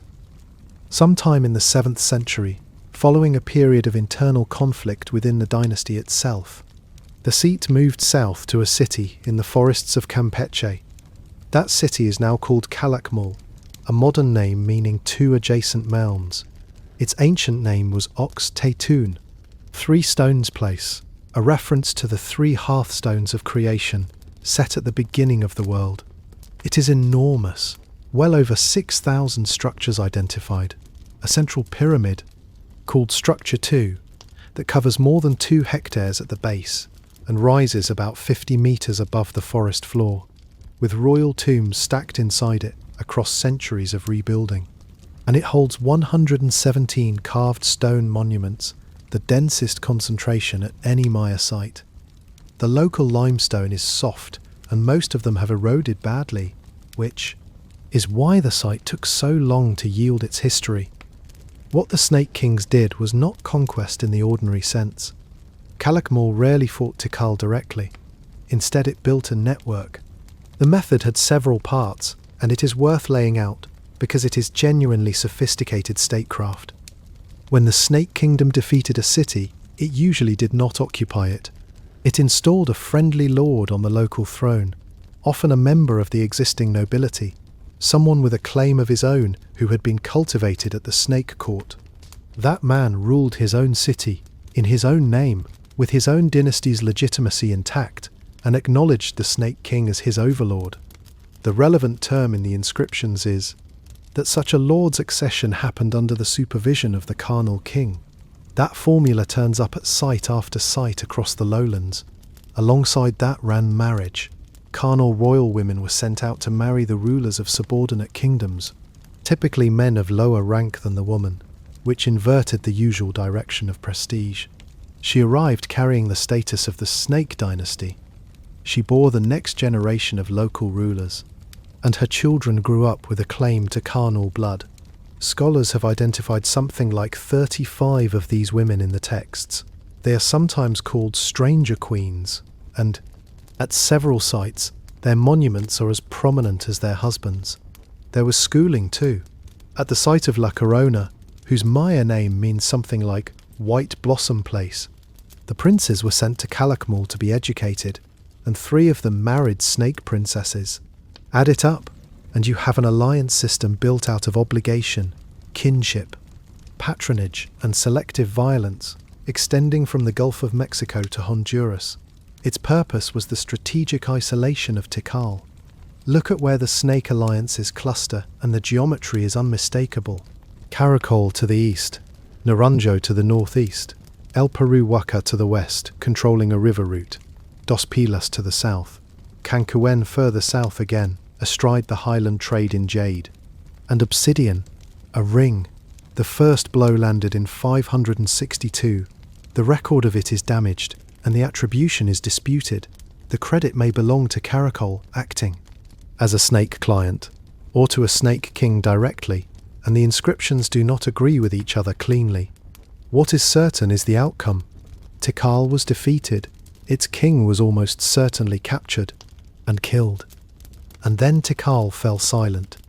For 130 years, the greatest city in the Maya lowlands raised no dated monuments, no stelae, no royal inscriptions, no record of accessions, no proclamations. The building program stopped. Scholars call it the hiatus, a century and a third in which a city of tens of thousands of people simply stopped writing its own history down, or was not permitted to.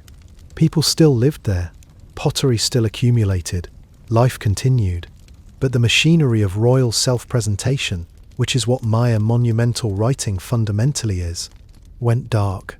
Something happened during the hiatus that is worth telling on its own, because it is the closest thing this history has to a family tragedy.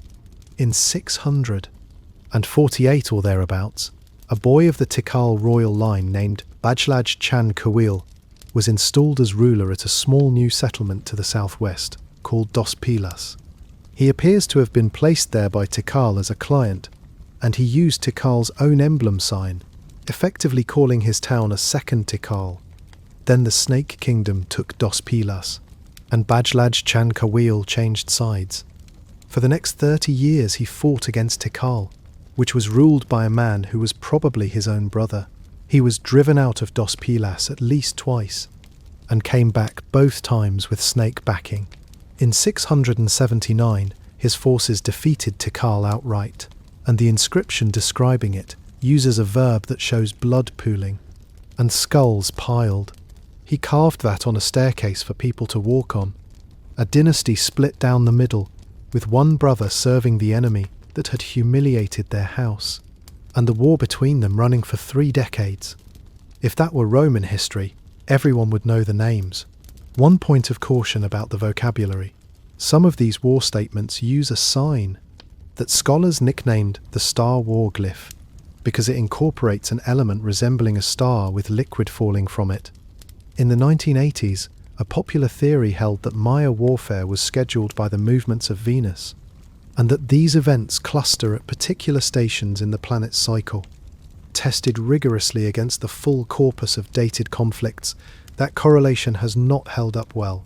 The sign seems to mark a particular category of attack, probably the decisive defeat or destruction of a place rather than a mere raid, and the astronomical connection is likely metaphorical rather than operational. I mention it because it is one of those attractive claims that outlived its evidence, and you will still find it stated confidently. The snake system reached its height under a king named Uknum Chin II, usually called Uknum the Great. He ruled for 50 years, from 636 to 686, and under him, carnal overlordship is recorded at more sites than any other Maya polity ever achieved. He installed kings at cities controlling the river routes west and south. He kept Tikal boxed in and quiet. In 657, his forces took Tikal directly, and the Tikal king fled into exile. For half a century, the Snake Kingdom effectively was the Maya political order. And then, 9 years after Uknum the Great died, it broke in a single afternoon. On the 5th of August, 695, the king of Tikal met the king of Calakmul in battle. Tikal was ruled by Jasar Chan Kawil I, who had come to the throne 12 years earlier at the end of the long silence and had begun, cautiously, to raise monuments again.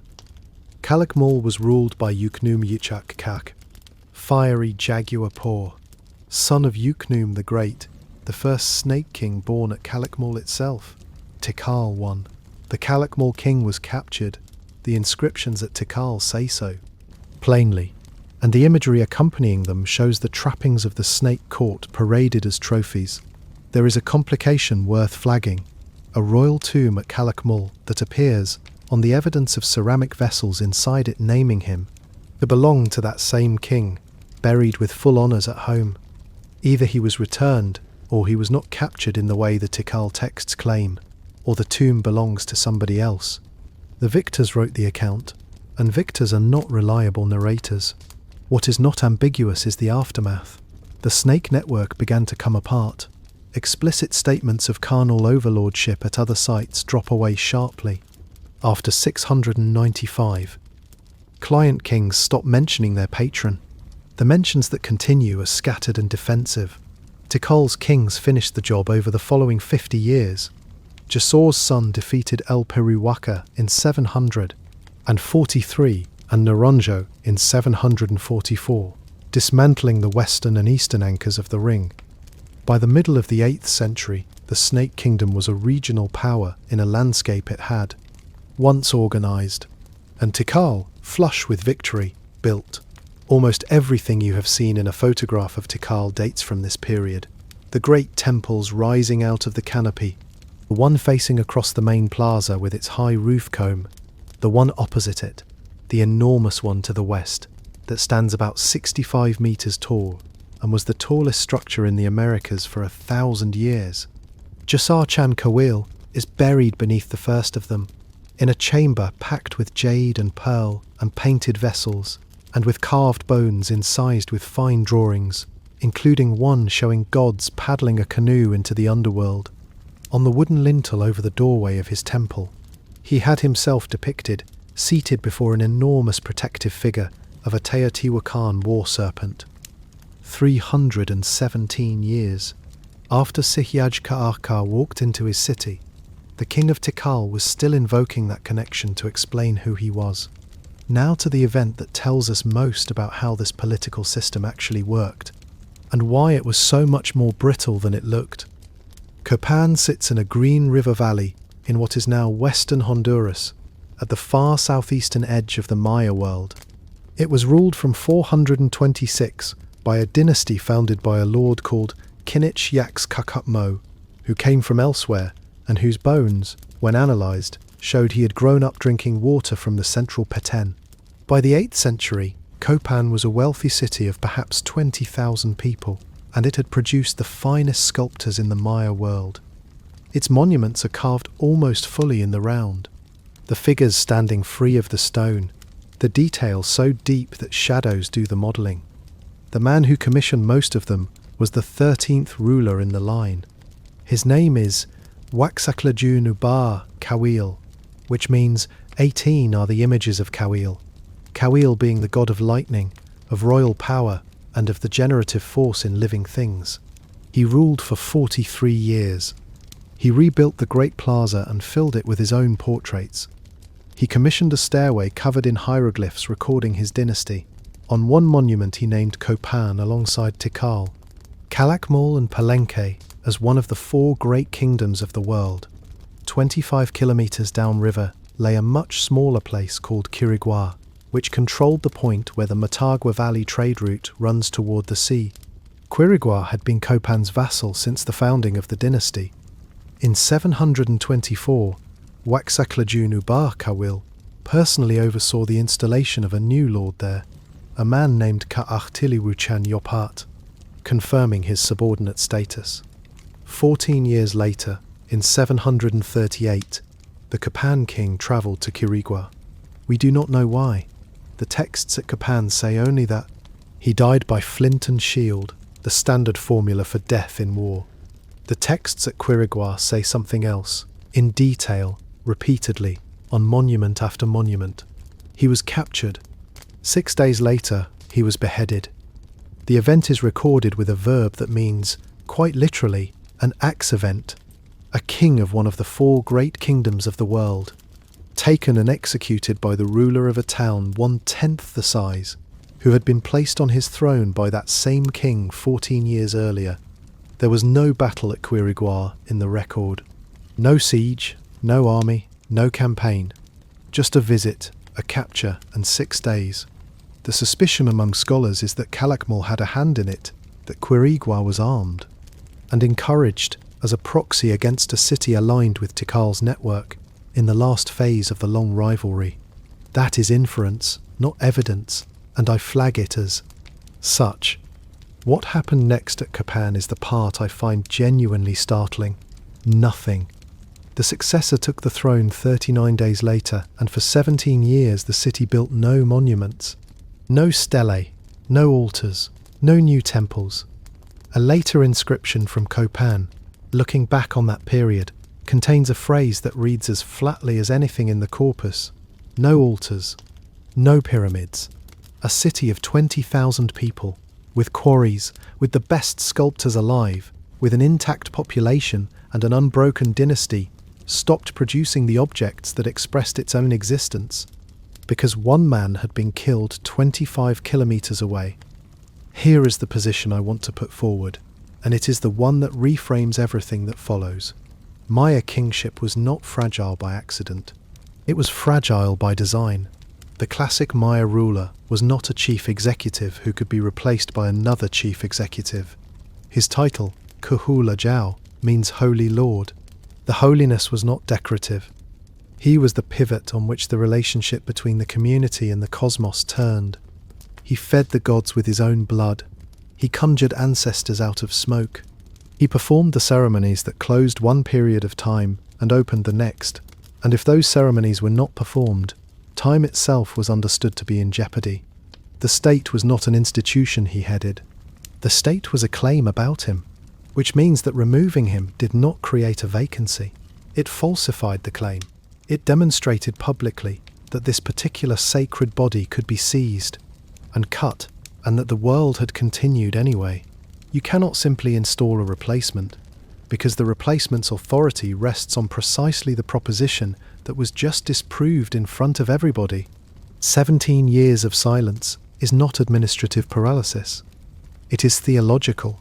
And this, I think, is what makes the 9th century intelligible. When we ask why Maya civilization came apart under stress, we tend to look for the size of the stress. The better question is what the load-bearing structure was made of.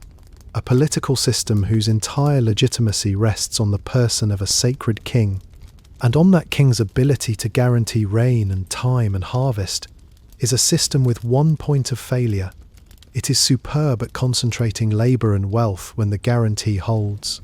It has nothing to fall back on when the guarantee fails. Copan did eventually recover, after a fashion. The 15th ruler rebuilt the hieroglyphic stairway, doubling its length to more than 2,000 carved blocks, the longest single inscription anywhere in the ancient Americas, and covered it in dynastic history, and set life-size seated statues of 5 previous rulers up its face. The dead king was depicted on it, as a warrior in Teotihuacan armor. It is magnificent, and it is propaganda of an unmistakable kind, a city that has lost an argument about legitimacy, restating its case in stone at enormous expense, addressed to an audience it is no longer sure of. The last known ruler of Copan took the throne in 822 and left an altar unfinished, 200 kilometers northwest. In Chiapas, another city offers the counterexample, and the single longest reign anybody can verify in the ancient Americas. Palenque stands where the flat, wet plain of Tabasco meets the first steep rise of the Chiapas highlands. A stream comes down off the mountain behind it and runs through the site, and the Maya built an aqueduct to carry it under the main plaza in a stone vault. The forest above the ruins is loud with howler monkeys, and in the early morning the whole valley below fills with mist so that the city appears to be standing on cloud. Its ancient name was La Camha, which means big water. Palenque is not large by the standards of Tikal or Calakmul. What it has instead is refinement. The masonry is thinner. The vaults are higher. The roofs are lighter. Its builders developed a technique of open latticework roof combs that reduced weight and let the buildings reach up without collapsing under themselves. The stucco sculpture on its facades, modelled portraits in the round of individual faces, is the most humane art the Maya produced. In the early 7th century, this city was in trouble. Calakmul had attacked it twice, in 599 and again in 611, both times striking directly at the city centre from an extraordinary distance. The dynasty was in disarray. An inscription describing the period says that the proper ceremonies had not been performed and the gods had not been fed, which in Maya terms is a description of a world coming loose. In 615, a boy of 12 was placed on the throne. His name was Kinich Janabab Pakal, and he held that throne for 68 years. That is the longest verified reign of any monarch in the Americas. And for over 1,000 years, it was the longest verified reign anywhere in the world. He was still ruling when he died in 683 at the age of 80. His mother, Sakkuk, ruled before him and appears to have continued exercising real authority for years after his accession. His father was noble but not royal, which meant Pakal's claim ran through the female line. A genuine problem in a system built on descent, and one that his inscriptions work very hard to address, reaching back into deep mythological time to establish that a goddess had once done the same thing. There is a lesson in that. Maya royal texts are not chronicles, they are arguments. Every one of them was commissioned by somebody with a case to make, and the more elaborate the genealogy, the shakier the claim it is propping up. In 626, he married a woman called Ixtsakbu Ajau, who came from a lesser city to the west. They were married 46 years. 2 of their sons ruled after him. Under Pakal, the city was rebuilt from the ground up. The palace complex, with its unique 4-story tower, the only structure of its kind in Maya architecture, its purpose still argued over, though the line of sight from its upper level to the point where the sun sets on the winter solstice, behind his own funerary temple, is hard to dismiss as coincidence. And that temple, which he began in the last years of his life, is the reason most people know Palenque at all. The Temple of the Inscriptions is a stepped pyramid about 25 meters high, with a building on top containing 3 great panels of hieroglyphic text, more than 600 glyph blocks, one of the longest inscriptions in the Maya world. For a century after its documentation, everybody assumed it was what it looked like, a temple. In 1948, a Mexican archaeologist named Alberto Ruiz Luille noticed a row of small stopped holes in one of the floor slabs of the upper room, and realized they were the sockets for lifting it. Underneath was a stairway, deliberately filled with rubble. It took 4 field seasons to clear. The stair descended in 2 flights, turning back on itself, deep into the body of the pyramid and below the level of the plaza outside. At the bottom, a passage was blocked by a masonry wall, and in front of the wall lay the skeletons of 5 or 6 young people who had been placed there when the chamber was sealed. Beyond that, on the 15th of June 1952, Ruse got a triangular stone door open and put a light through the gap. The chamber is 9 meters long, 7 meters high, with a vaulted ceiling and 9 stucco figures modelled on the walls, the 9 lords of the underworld. Stalactites had begun to form on the ceiling in the intervening 13 centuries, and calcium carbonate had run down the walls like frozen liquid. Filling almost the entire room was a limestone sarcophagus, weighing something in the order of 20 tons, with a carved lid, 5 tons in weight. Inside was Pakal, his face covered with a mosaic mask of jade, his body loaded with jade. Collar, wristlets, rings on every finger, a jade bead placed in the mouth for the journey, and the whole burial dusted red with cinnabar. The lid is the most reproduced image in Maya art, and it has been badly misused.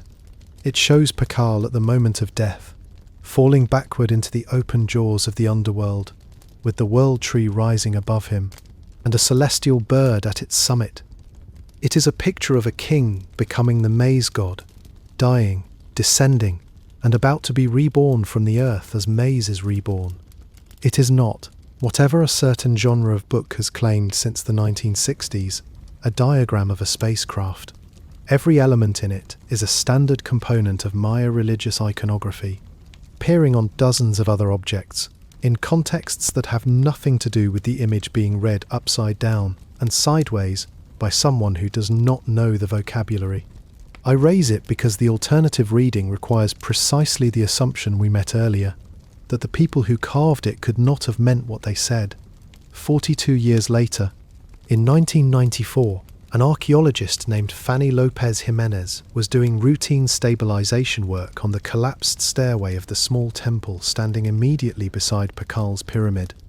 She found a sealed doorway, Inside were 3 chambers. 2 were empty. The third held a monolithic limestone sarcophagus, and when it was opened, everything inside it was scarlet. The body of a woman, aged somewhere between 50 and 60, roughly 5 feet tall, a funerary mask of malachite, a diadem of flat jade discs, over 1,000 beads of jade and pearl, a shell containing a small limestone figure, placed near her, and cinnabar, powdered mercury sulfide, brilliant red, packed so thickly over the body, the ornaments and the interior of the stone, that the excavators could not see the bones through it. She is called the Red Queen because no inscription in the tomb names her. 2 other bodies were placed in the chamber with her, an adolescent and an adult woman, almost certainly sacrificed at the burial. The candidates were narrowed to 3 women of Pakal's family: his grandmother Yoliknal, who ruled Palenque in her own right, his mother Sak Cook, and his wife Ix Tsakbua Jao. Genetic analysis established that she was not related to Pakal by blood, which removed the grandmother and the mother. Facial reconstruction from the skull was then compared against known portraits at the site. The forehead shaping, the profile of the nose, the set of the jaw, all corresponded most closely to the depictions of Pakal's wife. The recorded death date for Ix Tzakbu Ajau in 672 fits the archaeological dating of the tomb. Most scholars now accept the identification. It is not proven. Confirmation would require finding and testing the remains of her sons, and their tombs have not been located. So we have, at Palenque, something we have nowhere else: a king and, almost certainly, his queen, both in monolithic sarcophagi, both masked, both drowned in red, buried side by side.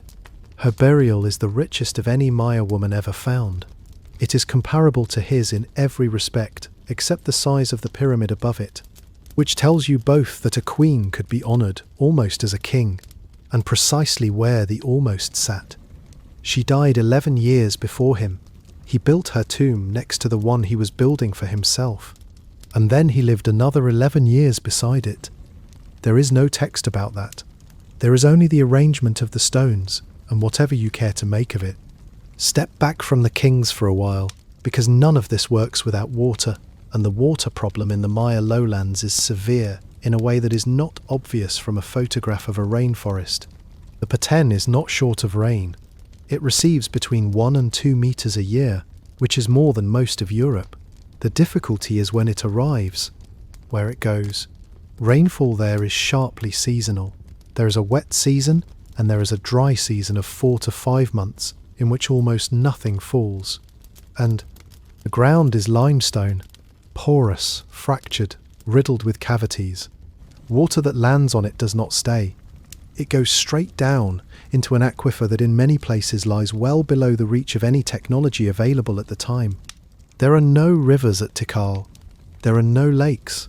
There is nothing for 5 months of the year, except what you managed to catch and hold when it was raining. So the Maya built a city that was, functionally, a machine for harvesting water.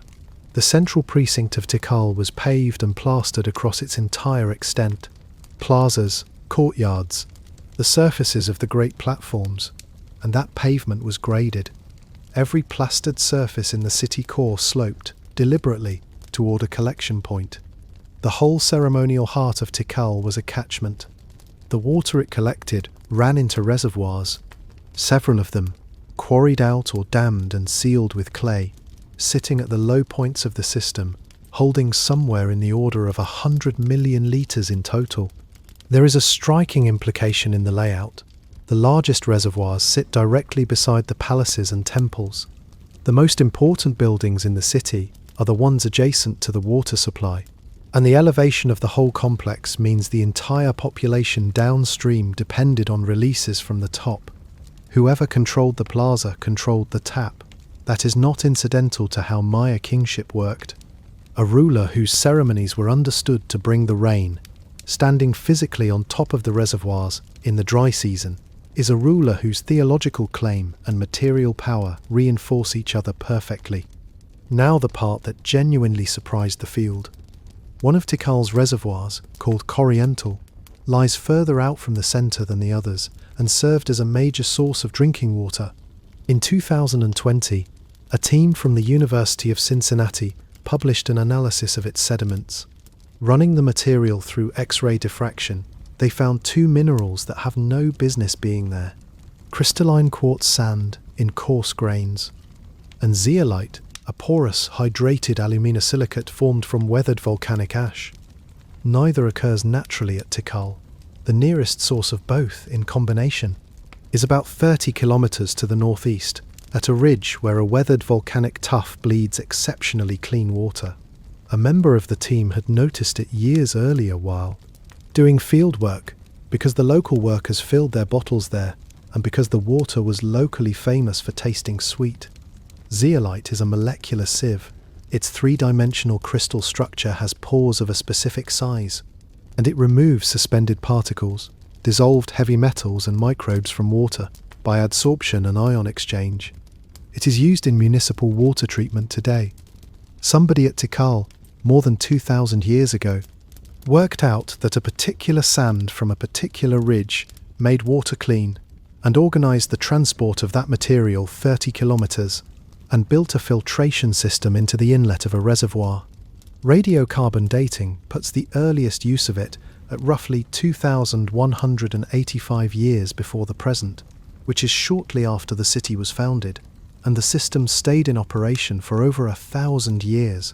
That is the oldest known use of zeolite for water purification anywhere in the world, by about 19 centuries.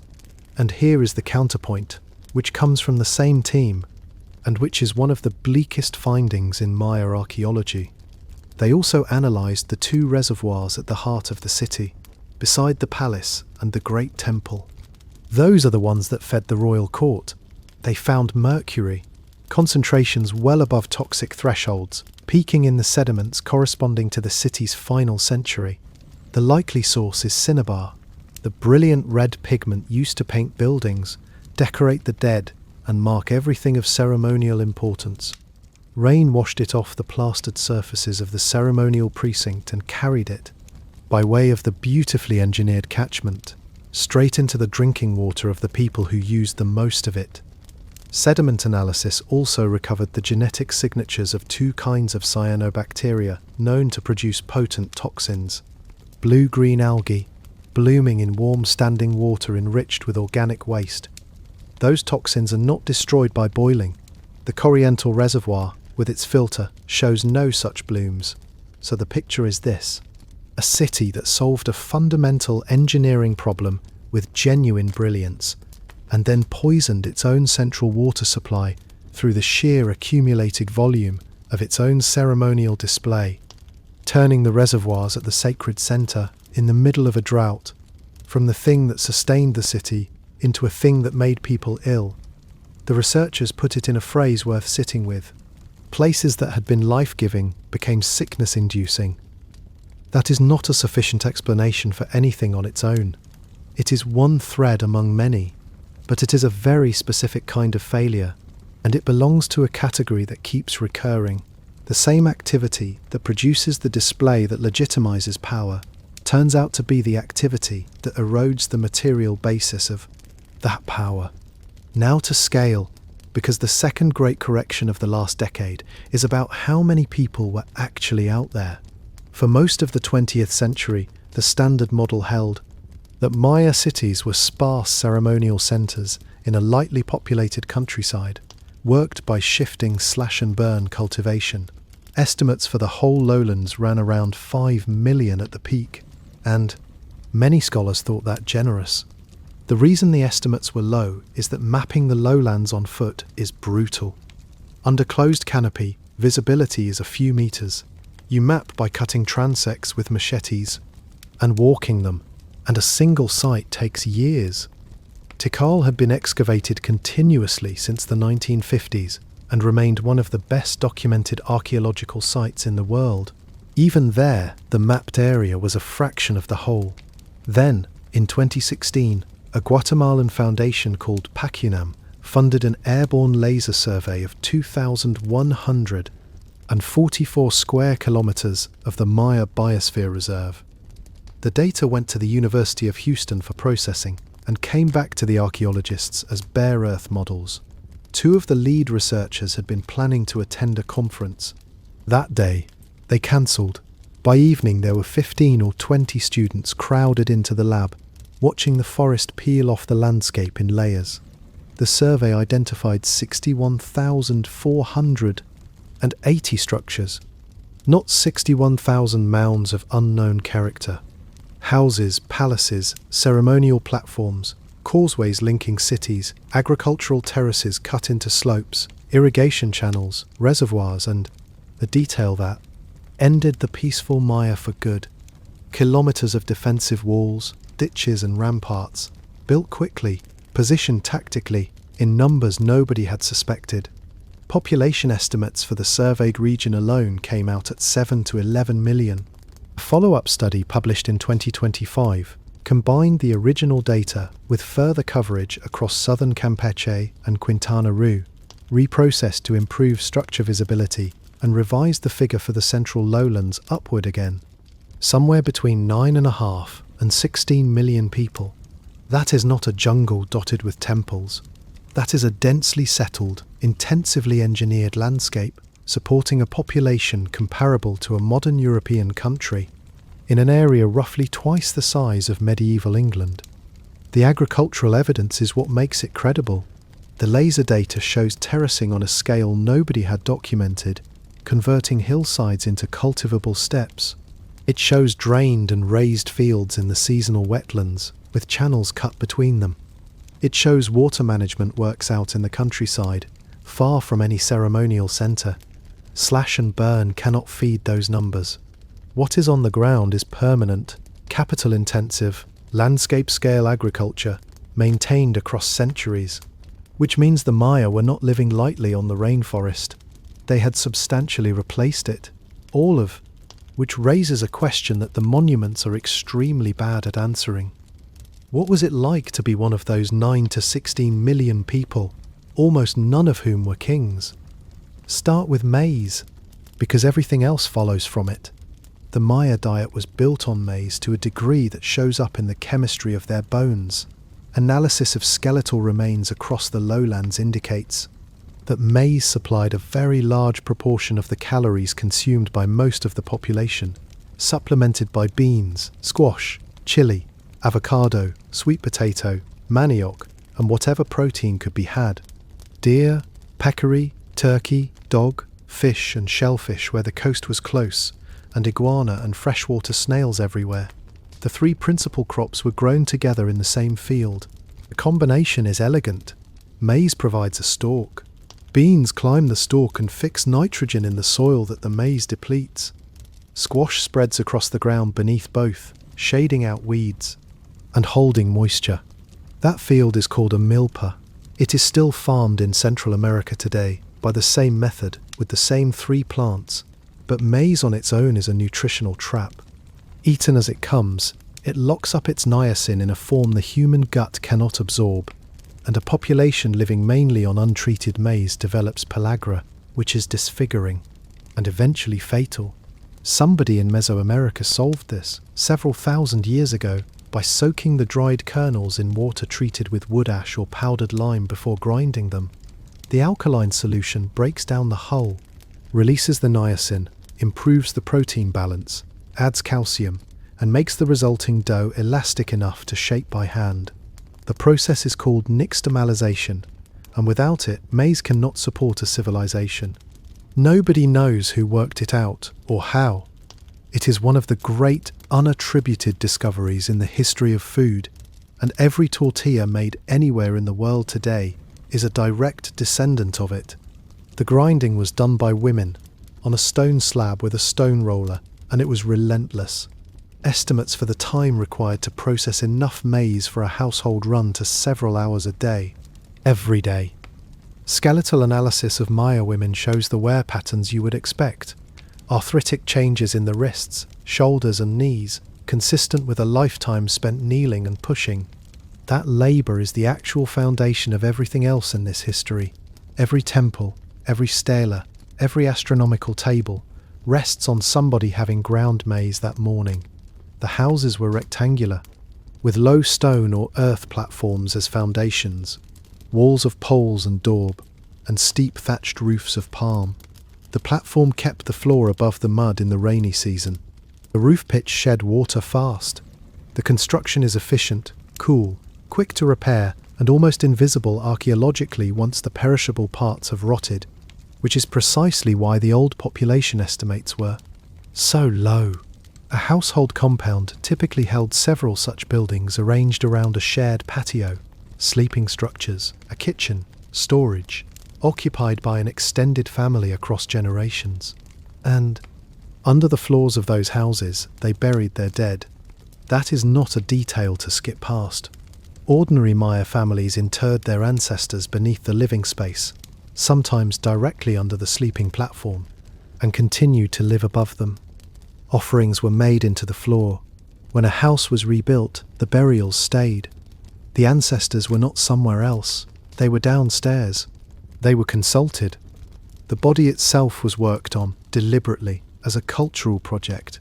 Infants of many families had their skulls bound between padded boards in the first months of life.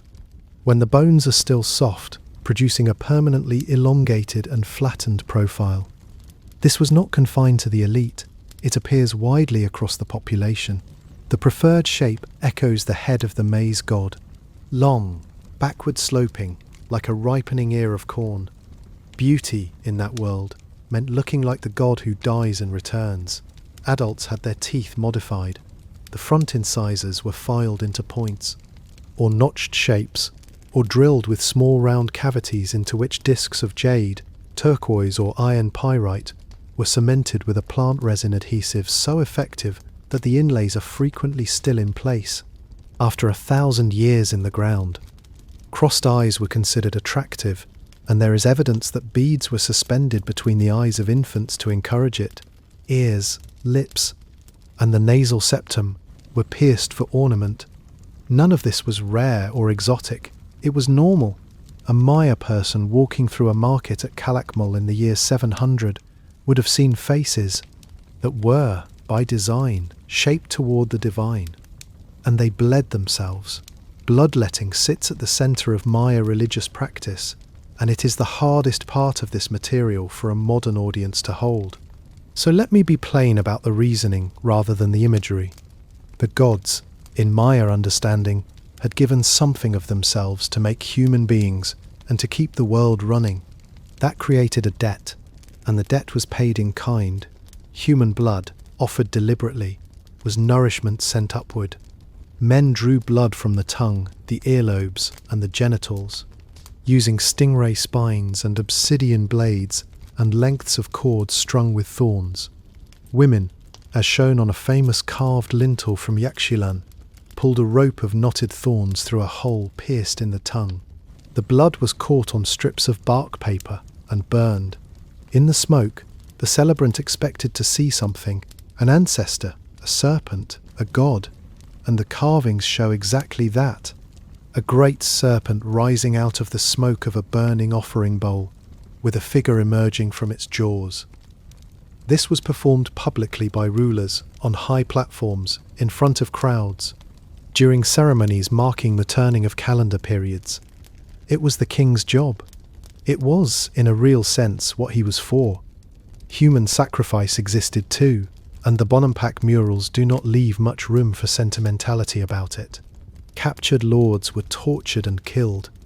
Children were sometimes offered at foundation rituals. Bodies were thrown into the great well at Chichen Itza. It was not on the industrial scale later practiced in central Mexico, and it was concentrated around particular events rather than continuous. But it was real, and any account that softens it is repeating the mistake we have already watched a whole generation of scholars make. And then there is the ball game, which knots all of this together. Nearly every Maya city of any size has a ball court, 2 parallel stone structures with sloping or vertical inner faces, defining an alley between them. More than 1,000 are known across Mesoamerica. The ball was solid rubber, tapped from trees and cured with juice from a morning glory vine. the earliest known use of vulcanizing chemistry, and about 3,000 years earlier than the European version. A ball of that size and density might weigh several kilograms and could break bones. Players struck it with the hip, the thigh, the forearm, wearing thick padded belts and protective gear. Keeping it in play was the object. The rules varied by region, era, and we do not know them in detail. What we do know is what the game meant.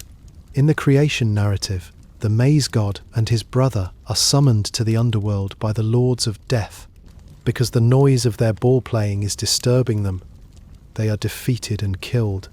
His sons, the twins, go down after him, play the Death Lords at their own game, outwit them and win, and their victory is what makes the resurrection of the maze god, and therefore the growth of maze, and therefore human life, possible. The court is the mouth of the underworld. The game is the contest between life and death, replayed, which is why captured enemy lords sometimes appear in ball game imagery, bound, and why some carved steps show a ruler striking a ball with a trussed human figure inside it. Sport, theology, politics and execution, all in the same rectangle of stone, in the middle of the city, where everyone could watch. There is a second thing the old model got wrong about ordinary life, and it concerns money. The standard account held that the Maya economy was a system of tribute and gift. Goods flowed up to rulers and were redistributed down. Luxury items, jade, quetzal feathers, fine pottery, circulated within the elite as instruments of political obligation. There was little in the way of a market, no currency, and no real commercial class. Some of that is right, much of it is not. Consider salt. Salt is not optional. Human beings in a hot climate, working outdoors, sweating, need it, and the interior of the Peten has none. A population of millions in the central lowlands required a continuous supply of a bulky commodity from the coast every year without interruption. Where it came from was unclear for a long time, because the coastal production sites had been drowned. Sea level has risen since the Classic period, and the shorelines of that era are now underwater or buried in mangrove peat. In southern Belize, in a lagoon in what is now Paynes Creek National Park, an archaeologist named Heather McKillop and her teams have spent decades surveying underwater. The peat has preserved something that essentially never survives in the Maya lowlands: wood.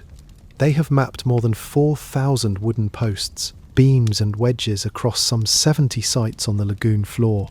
These are the frames of buildings, standing where they were driven, in a place that used to be dry land. Excavation between them recovered enormous quantities of a coarse, crude pottery. Vessels used to boil brine over fires. Until the water was gone, the buildings were salt kitchens. Brine came in, fires burned, and the salt was pressed into hardened cakes of standard size for transport. Then a useware study of the stone tools from those sites produced something unexpected. Microscopic analysis of the working edges showed that most of them had been used for cutting fish or meat, or for scraping hides, and only a minority for woodworking, which means they were not only making salt, they were salting fish and producing a preserved, storable, transportable protein. The comparison the researchers reached for is Rome and Imperial China, where salt and salted fish were central to food supply, to trade, and to state finance. Chemical analysis of human bone from Tikal indicates coastal salt reaching the interior. A painted mural at Calakmul, on the exterior of a building, shows a series of vendors with their goods, each labelled with a hieroglyph naming what they are selling: maize gruel, tobacco, textiles, salt, with a woman handing over the merchandise. That mural is a picture of a market, painted by the Maya at the heart of a superpower capital, showing commerce as a subject worth putting on a wall. Whether the salt cakes themselves functioned as money is argued. They were standardized in size, non-perishable, universally needed and easily divided, which are four of the properties economists ask for. What is beyond argument is that other things did function as currency. Cacao beans are documented as money in the 16th century, with specific exchange rates recorded by Spanish observers. A rabbit, for about 10 beans, a turkey egg for 3. Counterfeiting was a known problem. Hollowed shells refilled with mud and dried, which is a detail that tells you the system was mature enough to be worth cheating. Woven cotton cloth of standard dimension served the same function. So probably did jade beads at higher values, and obsidian, which was imported from volcanic highlands hundreds of kilometers away, turns up in the household rubbish of ordinary people at sites across the lowlands, not concentrated in palaces, spread through the population in the form of ordinary blades used for ordinary cutting. That distribution pattern is very difficult to explain through elite redistribution. It looks like what it probably was. People buying things at markets. The picture that emerges is a commercial world of considerable sophistication, running underneath the dynastic politics and largely independent of it. Canoe routes around the entire Yucatan coast, overland trails inland, standardized commodities, currencies, specialized producers. When Columbus, on his 4th voyage in 1500, and 2, encountered a Maya trading canoe off the coast of Honduras, it was as long as a galley, carrying 25 people and a cargo of cotton textiles, copper bells, obsidian blades and cacao, with a shelter amidships to keep the goods dry. He took what he wanted and sailed on, and did not follow it back to where it came from. Which brings us, finally, to the thing the Maya are actually famous for, and which is almost always described badly. They kept 3 counts of time simultaneously. The first is a cycle of 260 days, made by running a sequence of 13 numbers against a sequence of 20 named days. 13 and 20 share no factors, so every combination occurs once before the cycle returns. It has no astronomical basis that anybody has established with confidence. The suggested links to human gestation, to the agricultural cycle in that latitude, and to the interval between zenith passages of the sun at certain locations are all plausible, and none is proven. It is the ritual count. It governs divination, naming, ceremony, and personal destiny. The second is a year of 365 days, 18 months of 20 days, plus a remainder of 5. Those final 5 days were regarded as dangerous and unlucky, a seam in the year where the ordinary protections thinned. The Maya did not insert a leap day. They knew the solar year was longer than 365 days. Their astronomers had measured it with precision, but they did not correct the count because the count was not primarily an agricultural tool. It was a structure, and structures should not be tampered with. Run those 2 cycles together and they realign after 52 years. That period of 18,980 days is the calendar round, and it is roughly a human lifetime, which means that within either of those cycles alone, you cannot say which 52-year window an event belongs to. Fine for ritual, useless for history. So they built a third count. The long count is simply the number of days elapsed since a fixed starting point in deep mythological time, written in positional notation, days, then units of 20 days, then units of 360, then 7,200, then 144,000. That is a place value system with a symbol for 0, in use in the Americas by the 1st century before the Common Era, the same conceptual apparatus that Europe would not fully adopt until the late medieval period. With it, a Maya scribe could write a date that was unambiguous across thousands of years, and they routinely did. They recorded events millions of days in the past. On one monument at Kobar, they carried the notation out to a figure that represents a span of time enormously longer than the age of the universe. And on a wall at a site called Zultun, in a small plastered room that was buried and preserved, we have something better than any finished monument. We have the working notes.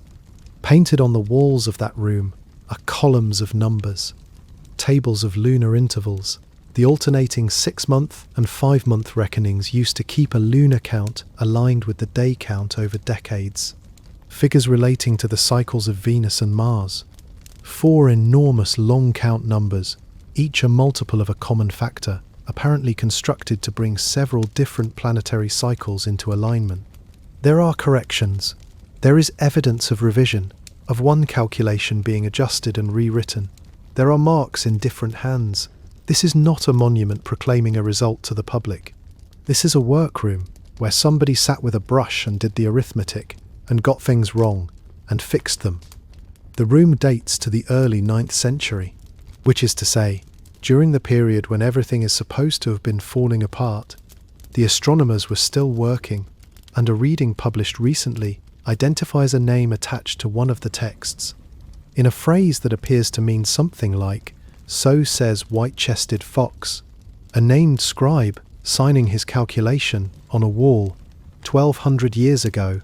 One last thing about the calendar, since it caused a global embarrassment within living memory. In December of 2012, a large unit of the long count completed. 13 of the largest cycles then, in common use, had elapsed since the starting point. An entire industry grew up around the claim that the Maya had predicted the end of the world on that date. Books, films, documentaries, genuine public anxiety. The Maya predicted nothing of the sort.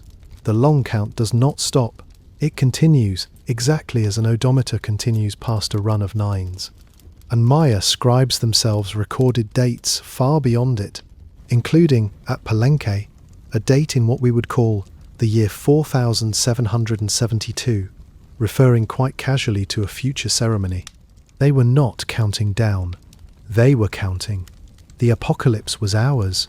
We built it, sold it, and hung it on somebody else's arithmetic, which is, if you think about it, exactly the same operation Thompson performed when he made them peaceful, and the 19th century performed when it made them Egyptian. We keep using this civilization as a screen, and the record keeps saying something different, in specific numbers, on the day it happened. Now the 9th century, between roughly the year 750 and the year 900, across the southern Maya lowlands, the institution of divine kingship stopped. That is the precise thing that happened, and the precision matters, so let me describe it exactly. Cities stopped erecting dated monuments.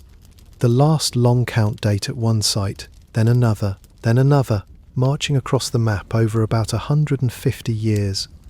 Royal courts stopped commissioning inscriptions. Palaces stopped being maintained, and in some cases were occupied by squatters who lit fires on the floors of throne rooms. Construction ceased mid-project.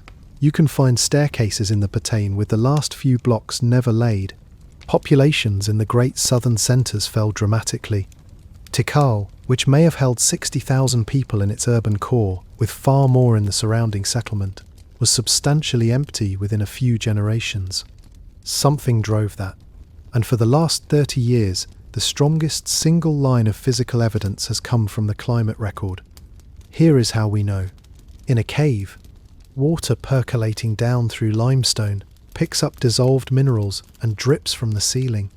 Each drop leaves a trace of calcite behind, and over centuries a stalagmite grows upward from the floor in fine layers, like the rings of a tree. The chemistry of each layer records the conditions when it formed. In particular, the ratio between two isotopes of oxygen in the calcite varies with rainfall. The lighter isotope evaporates more readily, so in drier periods, what remains and gets deposited is relatively enriched in the heavier one. A stalagmite is therefore a rain gauge that has been running continuously, unattended, for thousands of years. In a cave called Yok Balloum in southern Belize, close to several Maya centres, researchers extracted a stalagmite that had been growing for roughly 2,000 years. They dated it with uranium series measurements to a precision of a few years and sampled it at intervals fine enough to resolve individual seasons. The record shows an extended wet period from about 440 to 660 of the Common Era. That interval coincides almost exactly with the greatest expansion of Maya population and construction. Then it turns. Drying begins around the year 660, and between 887, the record shows severe drought lasting decades. The same signal appears in independent archives. Lake Chichancanab, in the northern Yucatan, holds sediments containing gypsum, a mineral that stays dissolved in the lake water until evaporation concentrates the water enough for it to precipitate out onto the lake bed. Layers of gypsum are, in effect, a record of the lake shrinking. The gypsum layers cluster in the 9th and 10th centuries. In 2018, a team from Cambridge and Florida took that further. Gypsum is a hydrous mineral. When it crystallizes, it traps actual water molecules inside its structure. That trapped water is a sample of the lake as it was on the day the crystal formed, sealed for 1100 years. They measured 3 oxygen isotopes and 2 hydrogen isotopes in that trapped water and modelled the hydrology directly.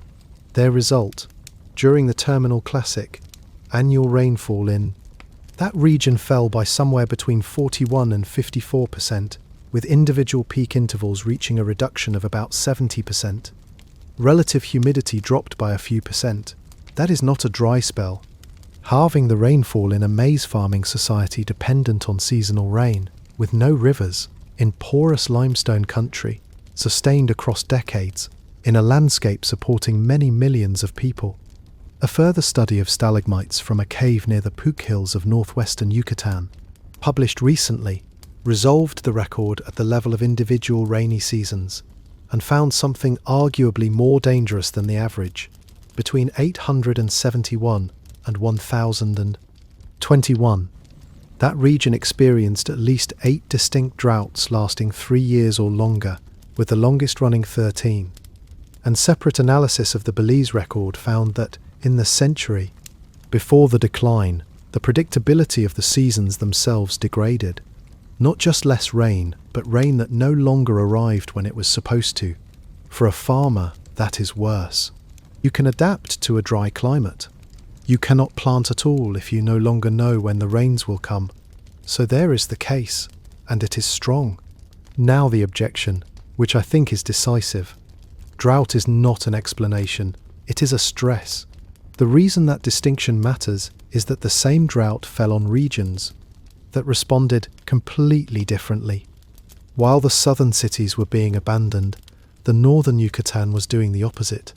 Chichen Itza rose to dominate the north during precisely the Terminal Classic period, expanding and building through the drought interval. The Puuc cities in the northwest reached their architectural peak in the same century that Tikal emptied. The northern lowlands are drier than the southern ones. They have less surface water, thinner soils, and a harsher dry season. If rainfall alone determined outcomes, the north should have failed first and hardest. It did not. It flourished for another century. And more. Something else was doing the work. The Maya themselves had survived comparable dry intervals before.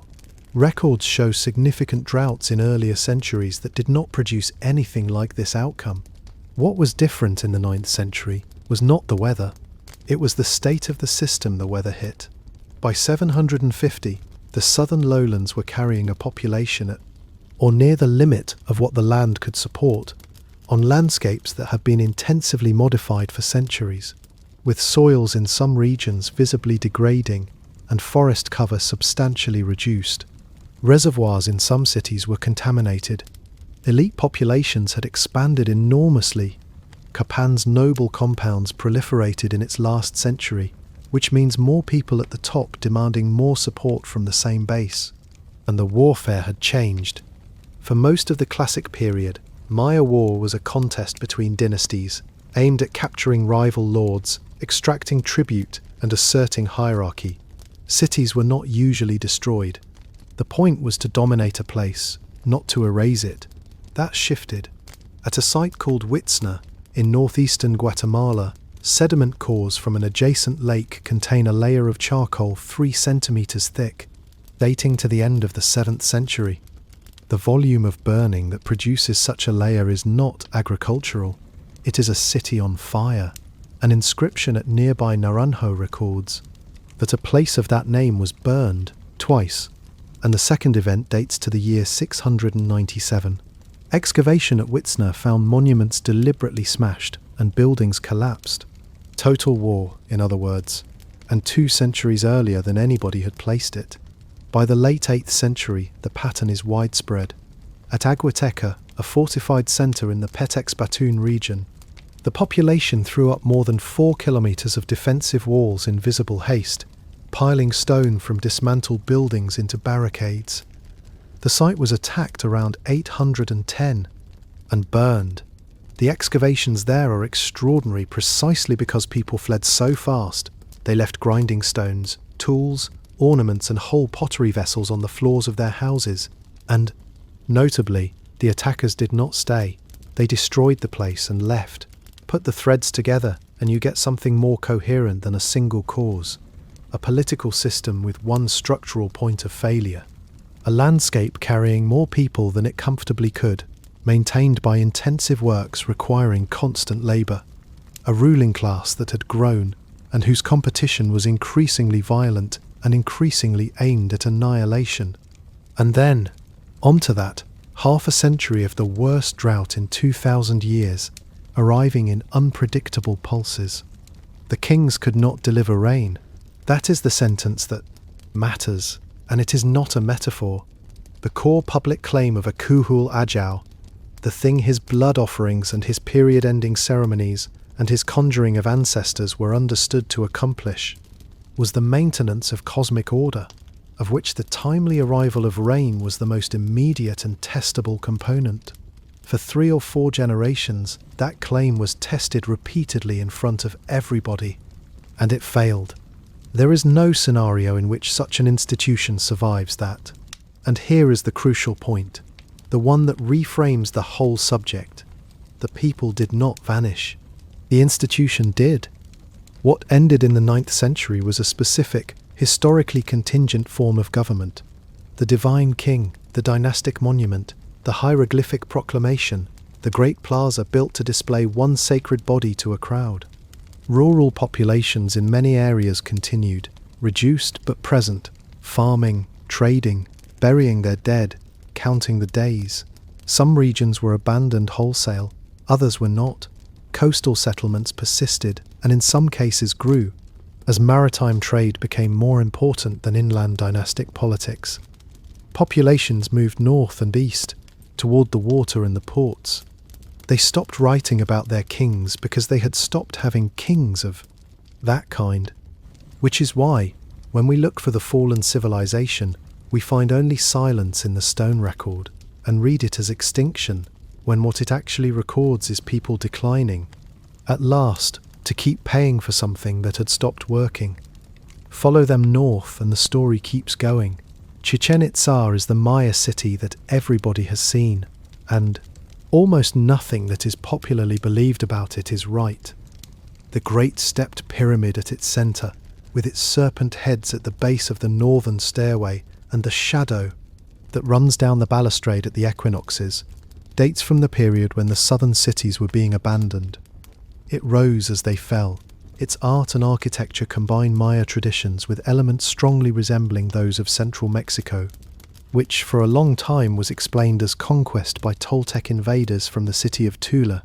Most scholars now read it differently, as the visual language of a cosmopolitan trading power that was deliberately drawing on a wider Mesoamerican world, because that world was where its wealth came from. The city was oriented toward commerce rather than dynasty. Its inscriptions name lords, but far fewer of them, with far less genealogy, and far less of the divine king apparatus. Power appears to have been shared among a group of related figures rather than concentrated in one sacred person, which is exactly the adaptation you would expect from a society that had just watched the alternative fail. It also sits on top of 2 enormous natural wells. The name means, roughly, at the mouth of the well of the Itza, and one of those wells, a sheer-sided sinkhole about 60 metres across, with the water 20 metres below the rim, was a place of pilgrimage from across the Maya world. Dredging has brought up jade, gold, copper bells, worked shell, incense, textiles, wooden objects, and human remains. Water, again, and power built on it. Chichen Itza's political dominance ended around the year 1000, or a little after, The chronology has been revised significantly in recent decades, and the older date of 1200 is now considered too late. Elite activity ceased. Monumental construction stopped. But the sacred well went on receiving offerings for centuries afterwards, long after nobody of consequence lived there. Then Mayapan, founded as a coalition capital, walled, crowded, with a smaller copy of Chichen Itza's Great Pyramid at its heart, and a population packed inside a defensive circuit 5.5 miles around. It ruled much of the northern peninsula from the 13th century, until its own ruling families fell out, and the city was abandoned in the 1440s after a revolt. And through all of it, a point that recent settlement studies have made sharply, while capitals rose and fell and elites destroyed one another, the rural population of the northern Yucatan stayed remarkably stable for centuries. The people farming the land did not much care who was claiming to rule from the pyramid this decade. That is the pattern, from the 2nd century to the 15th.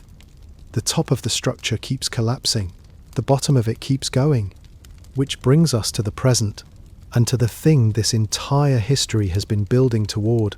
There are, today, somewhere between 6 and 11 million Maya people. They live in southern Mexico, in Guatemala, in Belize, in Honduras, in El Salvador, and in substantial communities in the United States. In Guatemala, Maya peoples make up something in the region of 40% of the national population.